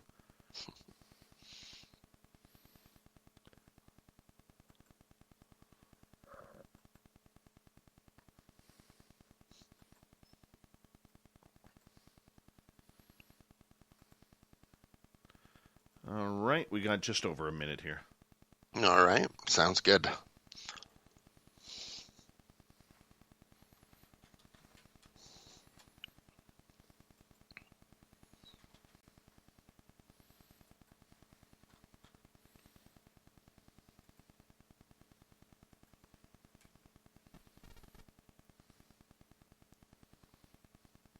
Thank you again for coming on tonight. Oh, well, thanks for having me. I appreciate it. Being able to talk to you and everybody out there, it's a great experience. So, well, we love having you here, my friend. We love. Well, thank you. Thank you. And I will definitely, when my next book comes out, I will get a hold of you. So, absolutely. Once again, a great way to support what we do on this show is the Super Chat. And doing a little shopping at the SOR Vault, hit the subscribe button on our YouTube channel and give us a thumbs up if you don't mind. We really do appreciate that. Here we go with the third hour, everyone. Would you like to connect with us? Head to spacedoutradio.com for all your latest show info. Now, back to Dave Scott and SOR. Here we go with hour number 3 of Spaced Out Radio tonight. I am your host, Dave Scott. I appreciate each and every one of you tuning us in. I hope you're enjoying tonight's show. We welcome back everyone listening in on our terrestrial affiliates around North America and digitally on TalkStream Live and Revolution Radio. All of our archives are free for you. All you got to do is go to youtube.com/Spaced Out Radio. Just do me the favor, hit that subscribe button. The Desert Clam has set the password for tonight in the SOR Space Travelers Club. Flapdoodle. Flapdoodle is your password. Now use it wisely, Space Travelers, as the Clam sets a password each and every night right here on Spaced Out Radio. Our website is spacedoutradio.com. We have a plethora of features for you, including rocking out to Bumblefoot and reading up on Captain Shirk's SOR Newswire. Follow us on Twitter at Spaced Out Radio and on Instagram at Spaced Out Radio Show. For the final time tonight, we introduce John Olsen. He is an author out of Utah with a great series of books called Stranger Bridgerland. His latest is Stranger U.S., which can be found on Amazon for sale right now. His website, strangerbridgerland.com, if you want to check it out. Now, John, I want to get into some UFO stories here because you have some interesting ones that really, really make people scratch their heads. Talk about the UFOs over Wyoming. Yeah, so this was one that I got contacted again through my website, which was great. And this gentleman, he did sales through Wyoming and did some, different work. He had to travel quite a bit. And he remembers, he would always keep a bedroll with him and a pillow in his vehicle because he would try and make it home at night, and, if he was on a long trip, and try and make it, and if he got tired, he'd just pull off the side of the road, do a rest stop or wherever, and catch a couple little Z's so he didn't get too tired. And he was talking one night, he was trying to make it home from a trip to the eastern, so he was on the eastern side of Wyoming and was trying to get back home. He lived closer to the western side of Wyoming, and he was out in the middle of nowhere. Actually, if you know much about Wyoming, on the west side of Wyoming, you have mountain ranges, and it's very western with trees, pine trees, and all this stuff. But if you get further towards the east, and definitely the southeast, it's just sagebrush. It's a lot of sagebrush, a lot of flat. It's kind of a little bit boring to drive through. He's talking about going along the freeway, and he's just getting tired. It's getting late at night. So he pulls off onto a dug road, off the road far enough so he's not being bothered by the highway, and just grabs his pillow and decides he's going to get a little bit of Z's. And he says he can't remember how long he was asleep when all of a sudden, it was a hum kind of sound that woke him up, and kind of strange lights going on. And he got up, was trying to figure out what was going on, got out of his vehicle and looked, and even though it was a dark night, he could see from the outline of the stars that there was a large triangle craft above him. He could see faint lights underneath it, but he didn't know whether it was a smaller craft that was closer to him or a really big craft that was further up. He watched it for a few minutes. It seemed to be hovering above him, and he watched it, and then it started making its way south. And he watched it as it went, down across the sagebrush flats out. He did say that the further it got away, the more he realized it was probably a larger craft higher up. And at the time, he hadn't heard of triangle crafts or anything other than UFOs that were circular. But later on, he realized he was not the only one that had seen these large triangle crafts. A lot of them seemed to happen in the Southwest, but he watched it, and it just seemed to go until it disappeared, till he couldn't see it anymore. And by this time, he was fully awake and ready to go, but he drove the rest of the way home and tried to do some research to find out, everything he could about it, because it was such a strange thing, he said, to see out there in the middle of nowhere, and this huge triangle craft, and it was silent. He said when he woke up, it almost seemed to be a hum that woke him up, but when he got out, it was completely silent outside. And when I was talking to him, I was wondering if it wasn't something in the propulsion or something that was affecting his car that made it so he could hear it. And then when he got out, it was quiet, and almost seemed to just, effortlessly float there and head towards the south. But I love those stories about the large triangle crafts, and all the things that go along with it. If you remember the one over Arizona, that was a big deal that they saw. I believe it was around that time too that he saw, not exactly, but definitely strange stuff going on. So. All right, let's continue on. I want to get a few more stories in here before we have to say goodnight to you. What about this Followed? You got a chapter called Followed. That's a little weird. Yeah. So now, in my other books, I've talked a lot about the black-eyed kids. I've interviewed a lot of people who have had experiences with the black-eyed kids. And at first, when I started interviewing this gentleman about his story, him and his wife's story, his name is John. And I didn't attribute it to the black-eyed phenomenon at first, but the more he talked about it and the more he got into his story, I almost think that it's interconnected somehow. But I'll explain what happened, and we can talk about that. Him and his wife lived in Boise, and they love to go hiking. They love to be up in the mountains, and they planned a trip to, Wyoming. On the eastern side, there's a large mountain range that's called the Wind River Mountain Range. Yes. And it's a wilderness area there. And I've actually collected a lot of stories from people there, from Bigfoot, UFOs, even what are called watchers. I talk about that were large figures that are like 20 feet tall that stand on the ridge at dusk and watch campers. And so I'm very aware of the Wind River Range and the strange going-ons there. But they decided to go on a hike there. You have to plan your trip. They only let so many people in so that you can have an experience where there's not a lot of people around. And So they started out on their hike, and everything seemed to be normal. They were going to go about 50 miles in to camp, and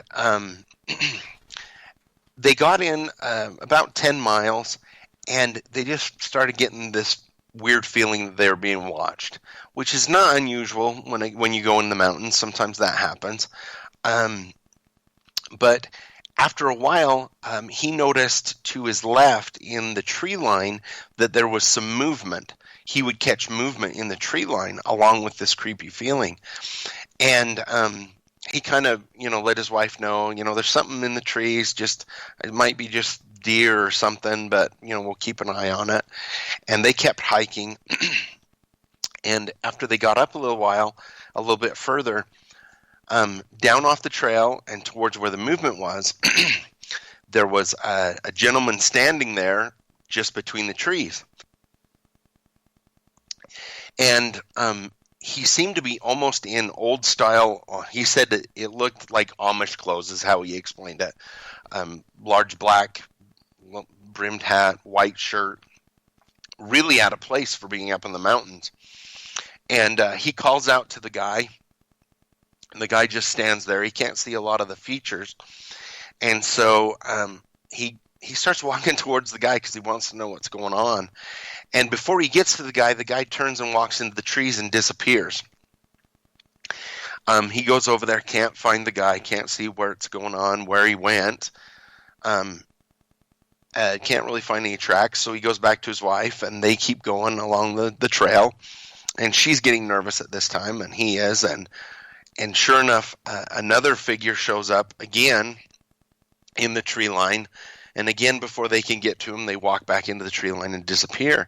And it wasn't like an apparition. It was a solid person. It was a person, but it didn't make any sense to them. And they were trying to decide, do we go back? Do we keep going? And the husband, John's like, let's keep going. When we get up to the next, there was a lake that right above where they were. And he says, you get up there, there's not very many trees, so there's no way anybody can follow us without us seeing them. So they hike up and get to the little lake, and sure enough, they can't see anybody. The creepy feeling goes away, and so they continue on. Well, they get to the campsite later in the evening, and everything's fine. They enjoy their night with fire and dinner and everything, and he wakes up the next morning. And he goes down, he's headed down towards the lake. They're off a little lake there. And standing in the trail down from him is a young girl. And she's in a dress, and a white dress. And again, he tries to approach her. And again, she disappears into the trees, and he can't find her. So he goes back to camp, and really quickly to his camp. And his wife can tell he's upset. And he's like, well, our friends are back. And so she's very freaked out. So they pack up. They decide they're going to leave. They don't know what the intention of these people are or anything. And they head out. And as they're heading out again, he again sees the movement in the trees. He's yelling out to them to leave him alone. They're leaving. Leave us alone. And then, as they go along, they stop because what he did at this point was he emptied out all their food, only kept their water, got rid of all of their perishables so that they could go really light, so they could get out of there quickly. And he can hike quite a bit faster than his wife, and she asks, we got to stop. I got to take a break. And so they stop under a tree on the trail, and just then, again, about 20 yards behind them, this gentleman with the black hat, scruffy beard, whatever, comes out and stands in the tree line down, or in the trail. And so he runs as quick as he can towards this guy and yelling at him to try and get him to go. And he got a better look at him this time, and he felt like their eyes were black. He says, I'm not sure, but the facial features and everything were just off for this guy. He was just off. Everything about him seemed off.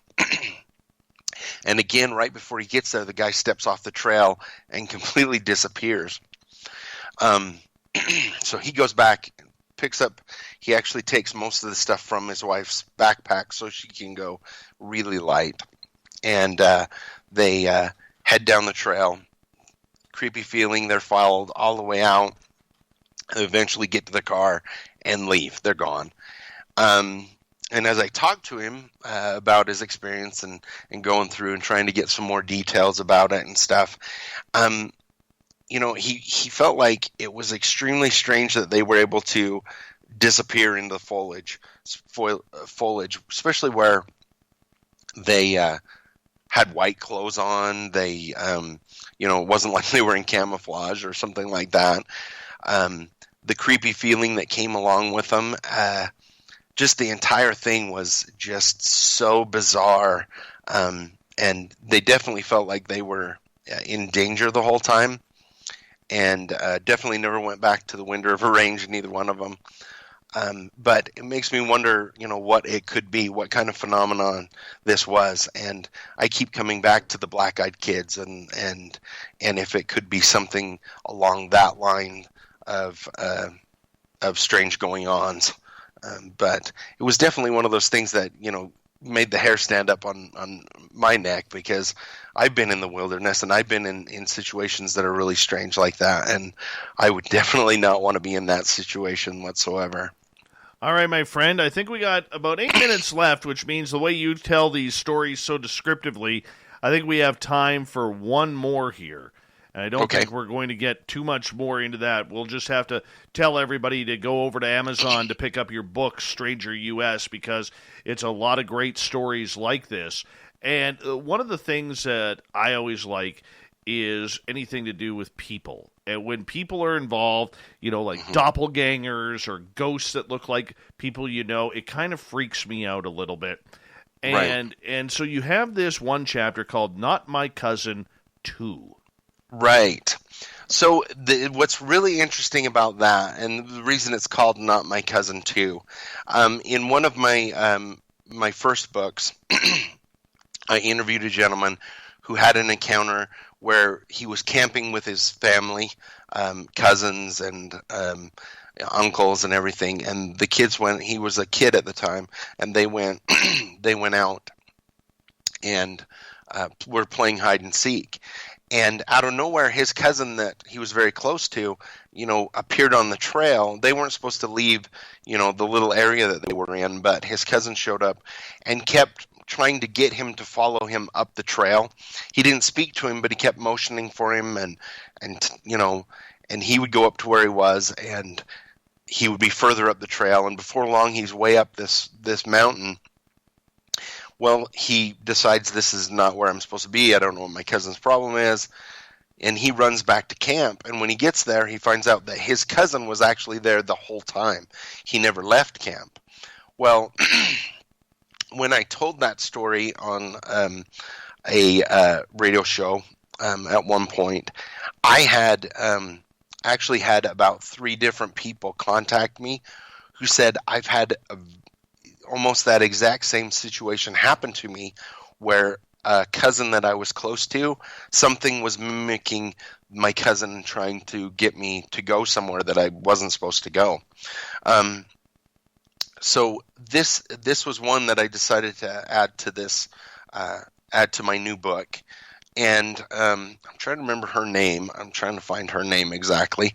But she lived in California, in Northern California, in a not a small town, but a smaller town in Northern California. And she lived with her grandmother, and she was really good friends with her cousin, which was a couple years older than her, and they were both in high school. And her cousin usually came and visited on the weekends. Well, this was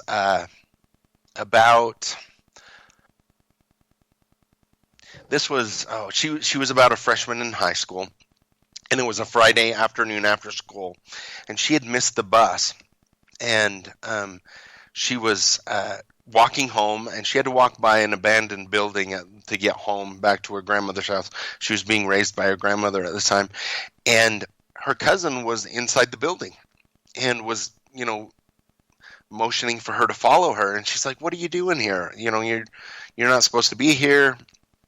And so she went into the abandoned building, and then her cousin was at the end of the hallway motioning for her to follow her, and she's really nervous, but she goes to the end of the hallway, and then her cousin's not there, and her cousin is on the second floor. She could see up to the second floor, and her cousin's telling her, she's got a creepy smile, and she's telling her, motioning her to follow her up to the second level. And at this point, she was mad. She's like, we're not supposed to be here. I'm not following you. And so she takes off out of the building. She gets a really creepy feeling the further in she gets. And she doesn't know why her cousin's trying to draw her off and into this building that she knows she's not supposed to be in. Well, she runs home and gets to the front door, and her cousin is sitting at the table having, a bowl of cereal. And she's like, what's the matter with you? How did you get home before me? And she's like, what are you talking about? And she's like, you were just at the building down the street trying to get me to go in the building. And, and she's like, I've been there the whole time. And her grandma walks in about this time, and she's like, what's going on? And this girl's in tears telling the story about her cousin is trying to draw her into the building, and she's like, your cousin has been here for the last half an hour. She hasn't moved. I've been sitting here with her. So it's interesting because when she heard me tell the story originally, the other story, she said she just got this shocked feeling because she thought she was all alone and nobody else had an experience like this. And so it was very relieving to her that she wasn't alone. But again, she thinks about, man, what would have happened if I'd have kept following her? And that's the same kind of feeling that the first boy in the first story had was, what would have happened to me if I would have kept following my cousin up the canyon? Or it wasn't my cousin, whatever it was that was trying to draw me away, and why was it trying to draw me away? But again, I love when people come to me and say, I heard your story, and it's exactly like what happened to me. I want to tell you what happened to me, and they don't feel alone, which is kind of nice. But again, you wonder, is there anybody out there that did follow them too far and they're not able to tell their story because of that? Well, that's something that is very interesting because, I mean, when you grab a story like that and you got people appearing, reappearing, looking like people whom you actually know in your life, I mean, it makes things, it's like our conversation you and I had a little bit earlier where, you hear these voices that are emanating out of your home, like you were having at your home, and it sounded like your dad, Yep. I mean, that's just a little creepy paranormal game that these ghosts or these spirits or whomever is playing on us. It's creepy. Mm-hmm. It is, yeah. And if you go back into the old folklore with the Fae and stuff like that, they're known to mimic people as well. And the stories, according to, Northern European stories, they're trying to draw you into kidnap you or take you away to their fairyland or whatever it is. And so, kids are warned about following friends or anybody into the forest. So you just wonder if it's all connected like that. And again, what happened to somebody if they followed them too far? It kind of creeps you out for sure. Absolutely. My friend, we only have about 1 minute left with you tonight. And I want to say thank you so much for coming back on Spaced Out Radio again. It's always a pleasure to have you here. Tell our listeners where they can find your books. Yeah, so you can find them on Kindle or softback on Amazon. You can look them up. All 4 books are on there. My first book, which was Stranger Bridgerland, is now available on Audible. And the other books will be available within the next month or so on Audible as well. So if you're one of those that like to listen to the stories, you can find them on Audible. So that's exciting, man. That's exciting. Good for you. Good for you, and continued success in your writing about the paranormal. I think you're one of the good ones out there, and the way you speak so eloquently on the radio for those who are reading you, I'm sure it will be just the same. Thank you so much, John, for attending tonight's show. Thank you for having me. It's been a lot of fun. I really appreciate it. All right, coming up next on Spaced Out Radio, we are going to get into the SOR Newswire as Shirky Poo has us all loaded up with some great stories for tonight. And, of course, We will end the night with the thought of the Dave. Stay tuned. Hour 3 of Spaced Out Radio continues with the final half hour right after this.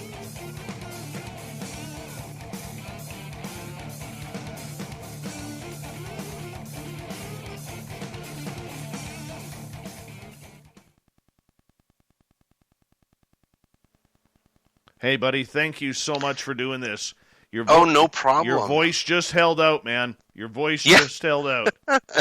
Yeah, I was getting a little dry there for a minute. I ran out of water, so I heard that. But thank you so much for being awesome once again. Really do appreciate that.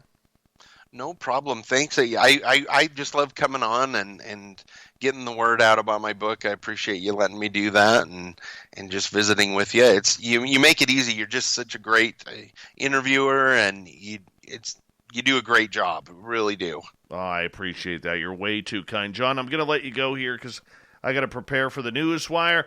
But thank you so much for taking our time here and sharing the stories with us. We will definitely do it again, man. Yes, definitely. Thank you. All right, brother. Take care. All right. See ya. Bye-bye. Great guest. Fantastic guest. Once again, another home run by Corrence, the booking guy.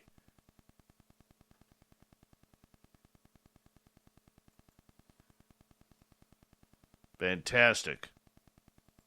God, he reminds me so much of the crypto guru, Ronald Murphy.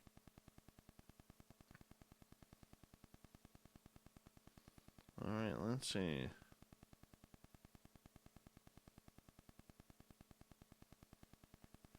Just waiting for some of these news stories to load on up.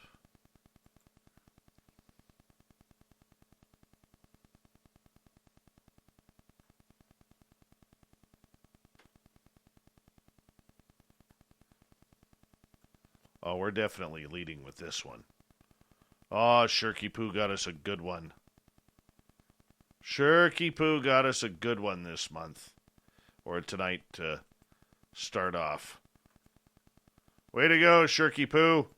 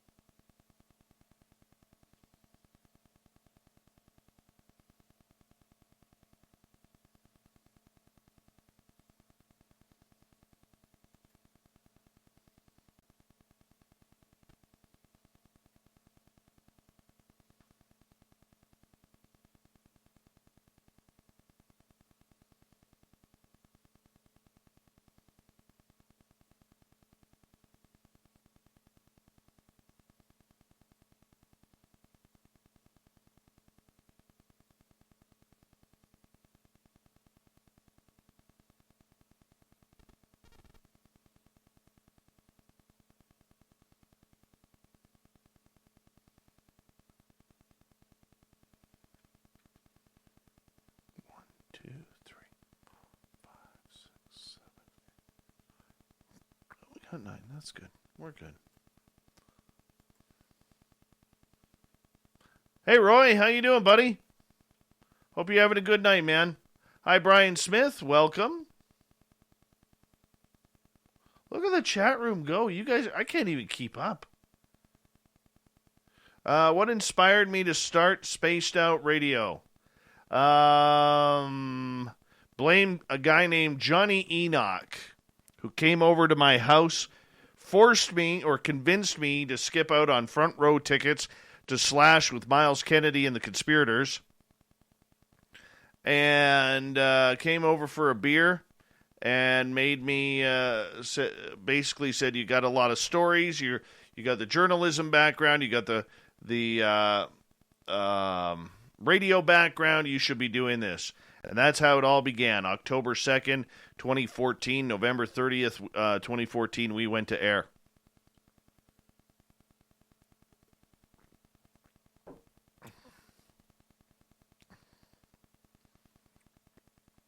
All right, guys. Thank you, Kyle, Grendel, Human Carl, and Cat Chaser for the super chats tonight. Really do appreciate it.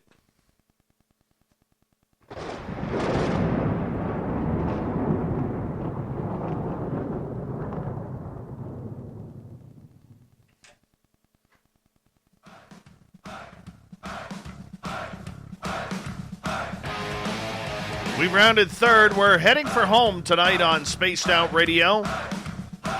I'm your host, Dave Scott, hanging out with all of you as we take this into the final half hour. I want to remind you that if you missed most of this show or others, check out our free archives by going to youtube.com/Spaced Out Radio. Just do me the favor, hit that subscribe button. Our website is spacedoutradio.com, where we have a plethora of features for you, including rocking out to Bumblefoot and reading up on Captain Shirk's SOR Newswire. Follow us on Twitter at Spaced Out Radio and on Instagram at Spaced Out Radio Show. Speaking of the news, let's get to this, shall we? Let's do this thing. Captain, are you ready?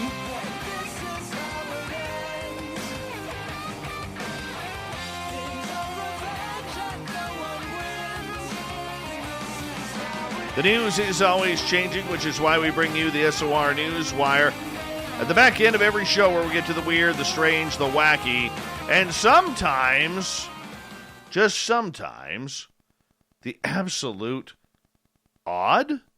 A man in Ohio has been arrested after he crashed his vehicle along a highway, prompting authorities to discover that he wasn't alone in the car, that he was traveling with a passenger who was already dead. How does this happen? John Poland crashed his gray Honda Accord along Interstate 470 in Belmont County, Ohio. Ohio State Highway Patrol Trooper Bryce Neheiser stated, troopers located the vehicle after it traveled off the right side of the highway, struck an exit sign, then overturned. Problem was, David Allen Saunders, who was ejected from the vehicle in the crash. You see, he had died as a result. That was the driver. Okay. Hold on. Did I read that wrong? No. The body of David Allen Saunders wasn't even seatbelted in. No, he was ejected. Yeah, initially it was assumed the 36-year-old Saunders from St. Clairsville, Ohio, had died as a result of the crash, but nope. He'd been dead for several hours. Why is this guy driving around with a dead body in the passenger seat? This is such a Florida move. During an investigation of the crash, it was determined by the Belmont County coroner that a passenger who was ejected from the vehicle was deceased prior to the crash occurring. No cause of death has yet been released for Saunders.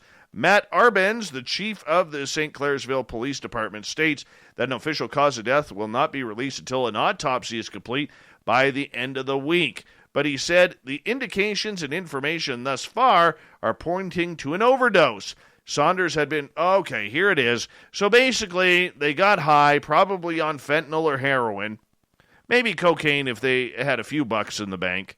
All right. Saunders ODs. His buddy is like, what do I do? I'm tripping. Causes an accident. Saunders goes flying out the window because Buddy there didn't even have the courtesy to put him in a seatbelt. So here we go. We're processing the investigation, and it's already been obtained information that he may have been deceased at the apartment owned by Mr. Pollard. Our officers were on standby at the apartment waiting for a search warrant to be signed when we were informed of the crash on 470. Poland was taken to a hospital for injuries sustained in the crash. He was then taken into custody on an arrest warrant. Oh, this is a bad dude. He knew. He is also facing charges, including offenses against a human corpse. No kidding. Yeah, Arbin says that the additional charges for Poland will be determined by the prosecutor's office after the autopsy is complete. That's a bad trip. If there is any way we could ever positively describe a bad trip, it's that one.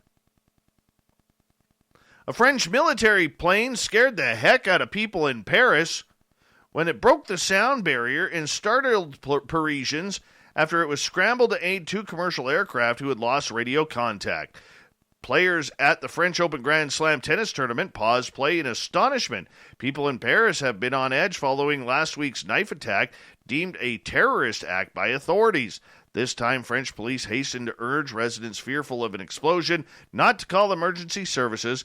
A Rafale fighter jet carrying out an intervention to assist an aircraft that had lost contact was authorized to break the sound barrier to reach the aircraft in difficulty. An Air Force spokesperson stated, "A sonic boom is the noise linked to the shock waves created when an object travels through air faster than the speed of sound. It can sound similar to an explosion or thunder." The sound barrier was broken in the east of Paris, said Army spokesperson Colonel Stefan Spey.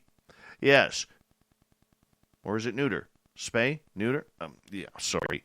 Anyways, communications with both aircraft was restored shortly after the boom. France's Civil Aviation Authority stated one plane, a Falcon 50, operated by a Brazilian company flying between Cape Verde and Brussels, and another was traveling between the French cities of Brives and Saint-Brieuc, and operated by Amelia Airline. Do you really want to travel on an airline named after Amelia? They just seem to disappear. Anyways, the loud noise shook windows around the city and suburbs of Paris and caused alarms to go off. Yes, alarming residents. At Roland Garros, tennis players Stan Wawrinka and Dominik Koepfer paused their game as the sound echoed in the court. Another Ukrainian player, Elena Svitolina, commented, "Yeah, I heard it. I was a bit worried because I thought something bad had happened. I looked up at the chair umpire. He was a little bit shocked as well. But you never know these days what can happen, what's going on." A very loud noise was heard in Paris, in the Paris region. It was not an explosion, the police once again stated on Twitter. Here's a weird story. In a survival saga for the ages, this is probably going to end up a movie here. A Colombian woman who had fallen off the grid 2 years ago was miraculously discovered alive at sea by flabbergasted fishermen. Video of the dramatic rescue has since gone viral. "Thank God I was alive," says Angelica Gaetan, 46 years old, who was found this past Saturday by Roland Visbal while floating 1.5 miles off of Puerto Colombia. In the stunning footage shot by her rescuer, Visbal and a friend named Gustavo can be seen maneuvering their vessel toward the suspended woman, who appears unresponsive. In fact, they initially mistook Gaetan for a piece of driftwood until she raised her hand to signal for help. Oh yeah, the valiant duo is heard in the clip trying to keep the waterlogged woman's attention by calling out in both Spanish and English. Unfortunately, Gaetan is unable to reply, with subsequent reports stating that she suffered from exhaustion and hypothermia, having been adrift for 8 hours. Yeah, the pair finally managed, with some difficulty, to retrieve the castaway from the water using a rope attached to a life preserver they had thrown her. The reports say that the victim's first words after being rescued were, "I was born again.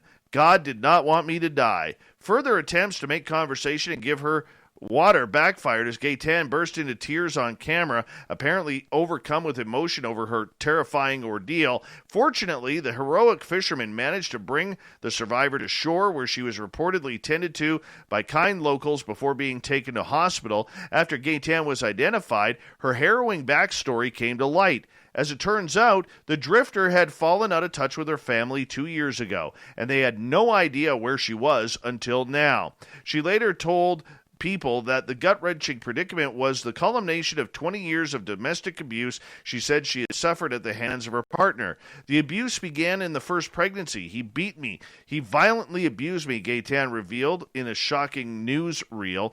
In my second pregnancy, the abuse continued and I could not get away from him because the girls were small. Unfortunately, despite Gaetan allegedly reporting the incidents, the police detained the abuser for only 24 hours, after which he returned home and resumed the assault. The tipping point came in September 2018 when, according to Gaetan, her partner broke her face and tried to kill her. Not able to stomach her situation any longer, the distraught woman ran away and ended up staying in Barranquilla for 6 months, and eventually attempted to seek help at a homeless shelter, but it failed and she fell into depression. I did not want to continue my life, said Gaetan, who later took a bus to the beach and decided to jump in the sea. The survivor said she remembers little after that point because she became unconscious. Police are still investigating the circumstances surrounding her disappearance and rescue. Local media have since located Gaetan's daughter, Alejandra, who, along with her sister, is currently raising money to move Gaetan back to their home in Bogota. Can you imagine? Horrible. Here's a disgusting story from China. At least 5,000 pets were found dead in cardboard boxes last week at a logistics facility in central China, likely casualties of a miscommunication in the air chain supply of China's thriving mass breeding industry. Only a couple hundred of the animals were saved, and authorities have launched an investigation into the grim discovery in Henan province, a local animal rescue group has stated. Oh, this just disgusts me. The station that was cluttered with express boxes with thousands of animals that had already died, and the entire place reeks of rotting bodies, says Sister Hua, the founder of animal rescue group Utopia. She doesn't use her real name, saying she prefers to keep attention on the animals rather than her personality. Okay, so it is a personal thing for her. It was like a living hell, she stated. The animals included rabbits, guinea pigs, cats, and dogs, all held in plastic or metal cages, wrapped in cardboard boxes with breathing holes. They had been left in the boxes without food or water for about a week before they were discovered. Oh, that's just gross. It was obviously they died of suffocation, dehydration, and starvation. Chinese law prohibits the shipping of live animals in normal packaging, Hua says. It was likely the animals were bought online as pets, but left stranded at the logistics depot because of the delayed collection, as the logistics company involved may have refused to sign off on a shipment, violating transport laws. Miscommunication inside the shipping company and the inconsistency of the implementation of shipping regulations directly led to this tragedy. Of course, both buyers and sellers bear the responsibility too, Hua says. The shipping company, Yunda, has stated that it was not aware of the incident, but that its staff had confirmed that they had allowed live animals to be transported in boxes with holes, according to the statement. Hua and her 20 fellow volunteers managed to rescue 200 rabbits, 50 dogs and cats from the scene. Many were adopted on site, and the severely ill animals were sent to veterinary clinics. Local authorities arranged for the thousands of dead animals to be collected, disinfected, and buried. After the rescue operation, Hua and her charity heard about another batch of animals being transported to the nearby village of Dameng. After 13 hours of further rescue operations, the group was able to save about 1,000 more animals, mostly rabbits, but that was only about half of the total number found at the second site, and the rest had died as well. What's wrong over there? Animal abuse is horrible. Horrible over there. Here's an interesting one. Illegal gaming operations, including one held in a lavish $9 million, 20,000-square-foot Markham, Ontario mansion, prospered after the province has shut down legal casinos because of COVID-19, police have stated. It opened up an opportunity for these more extravagant locations, Superintendent Mike Slack has said, in front of a newly built stone residence in DeCourcy Court near Warden Avenue in, Ontario. His comments came after police announced they have arrested a husband and wife for allegedly running a multi-million-dollar gambling operation. They also arrested a bunch of alleged gamblers. So anyways, their arrests were part of a police operation called Project Endgame. Oh, it's never any fun when you have a name like that. Let's be a little bit more, predictable, shall we, police? Anyways, the gated high-security Markham mansion had an extensive wine cellar, a bar, kennels for German Shepherd guard dogs, 32-foot high ceilings, 13 bathrooms, an elevator, indoor pool, 8-car garage set on almost 2.5 acres. Gamblers needed an invitation to attend, and once inside, they could dine on illegal delicacies, including shark fins from a chef's kitchen. There was no... Oh, yeah, never mind, that we're killing sharks for no reason for a soup that does not work. Okay? But the big line comes next from the police. Well, there was no social distancing or requirements to wear a mask to ward off COVID-19. Come on. That you're really going to mention that? Because the next line follows in the story. There was even human sex trafficking suspected of going on, and it is under investigation. But we're worried about COVID. Come on. How about the brutality of animals? Okay? And human sex trafficking. No. There was no bloody masks on. Anyways, that'll piss you off. Investigators with the police, guns, gangs, and drug enforcement unit said they seized 11 guns, more than $1 million in cash when they raided the mansion as part of a probe into illegal gaming and organized crime. No one was injured, as this happened back in July. 92 tactical officers stormed the mansion. 11 firearms, including a loaded AR-15 assault rifle, .357 Magnum, and more than $1 million and $1.5 million in alcohol were seized. A planned raid a week earlier was called off at the last minute when a helicopter surveillance showed that there were half a dozen children on the premises. Yet Deputy Chief Brian Begras said gambling is far from being a victimless crime. Yes. Let's more. How about instead of the gambling, we worry about the human trafficking going on? An artificial intelligence equipped with robot, and its name is Curly, beat one of the world's best curling teams by quickly adapting to changes in the ice, its developer claimed. Curling is a sport where people slide stones on a sheet of ice towards a circular target with the aim of the stones coming to a rest as close as possible. Basically, shuffleboard on ice if you don't know it by now. Curling, honestly, the entire world curls, okay? If you got to describe what curling is in your article, what a waste of typing. Waste of typing. Where have you been hiding? Probably at a soccer field, not realizing what real sports are. Anyways, the robot won 3 out of 4 official matches against Korean Olympic silver medal winning women's team. It was developed by researchers from Korea University who said this development narrows the gap between computer simulators and the real world. That's actually kind of cool. It hoped that the deep learning techniques developed by Curly could be applied to other robots that need to work in the real world and adapt to changing conditions. It's actually kind of cool. Moving on, there's one thing I hate in this world, okay? I hate it. And that is wasting food. And I'll tell you why. There was a time in old Davy's life where I didn't have enough food. All right? I felt like a horrible father because I didn't have enough food for my kid. All right? And if it wasn't for my parents and a good buddy of mine at that time, my kid would have went hungry. I would have went hungry. I did go hungry. So when people waste food in the name of art or anything else, I get a little jaded by this, okay? I do. Mystery of nearly 32 tons of carrots dumped onto a street of the campus of a London university was revealed to be an art installation by a student. Londoners took to social media with photos and questions about the giant pile of carrots dumped by a truck onto a road through the University of London campuses. The school revealed the pile of carrots is an art installation by Rafael Perez Evans, an art student at Goldsmiths. A spokesperson for the college said the exhibit, titled Grounding, is part of the Master of Fine Arts degree show, which runs October 2nd to 6th. Raphael has arranged for the carrots to be removed at the end of the exhibition and donated to animals. Well, that's okay. Evan said in a YouTube post that the installation is designed to raise awareness of food waste stemming from the devaluing of crops. Dude, you don't waste food in order to bring attention to wasting food.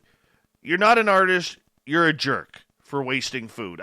Great, they're going to the animals, all right? And yes, everybody else wastes food as well, okay? But this is just out of line, out of sorts, totally out of sorts. Not happy with that. Gets me a little cranky.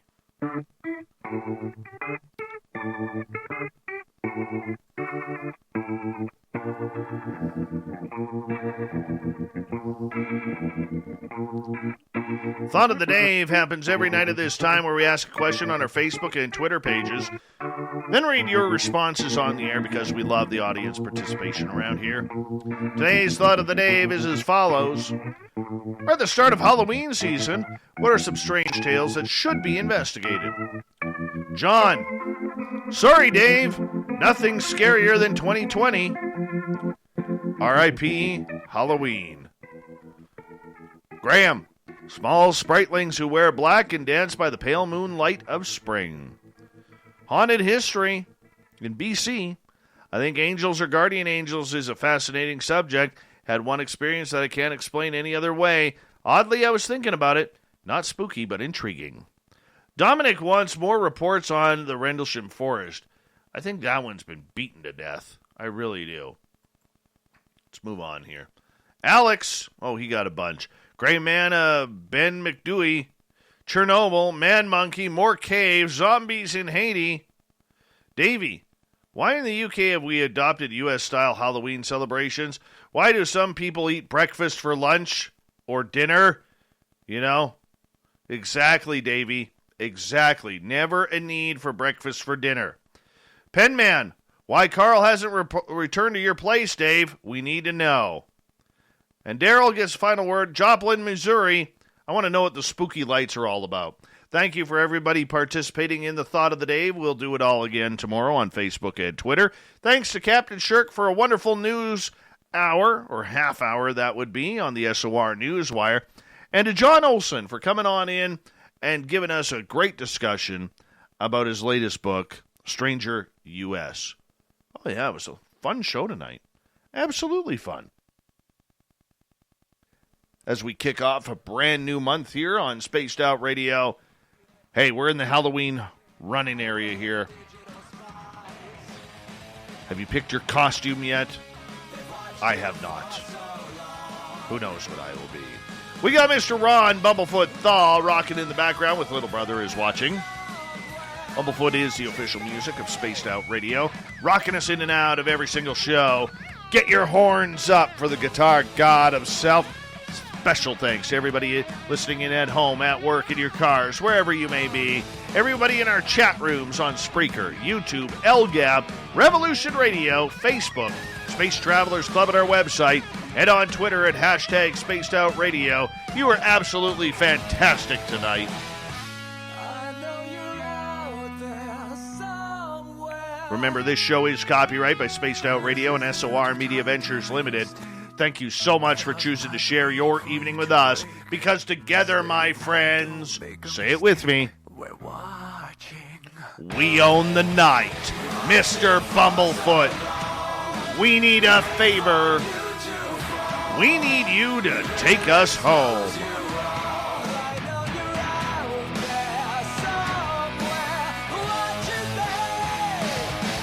Yes, the Woo train has docked for the night. But tomorrow, my friends, we're going to ride again. Your seats are always available. Your tickets never expire. And if you want to bring a friend, we got room for them too. Have a great night, everyone. Good night.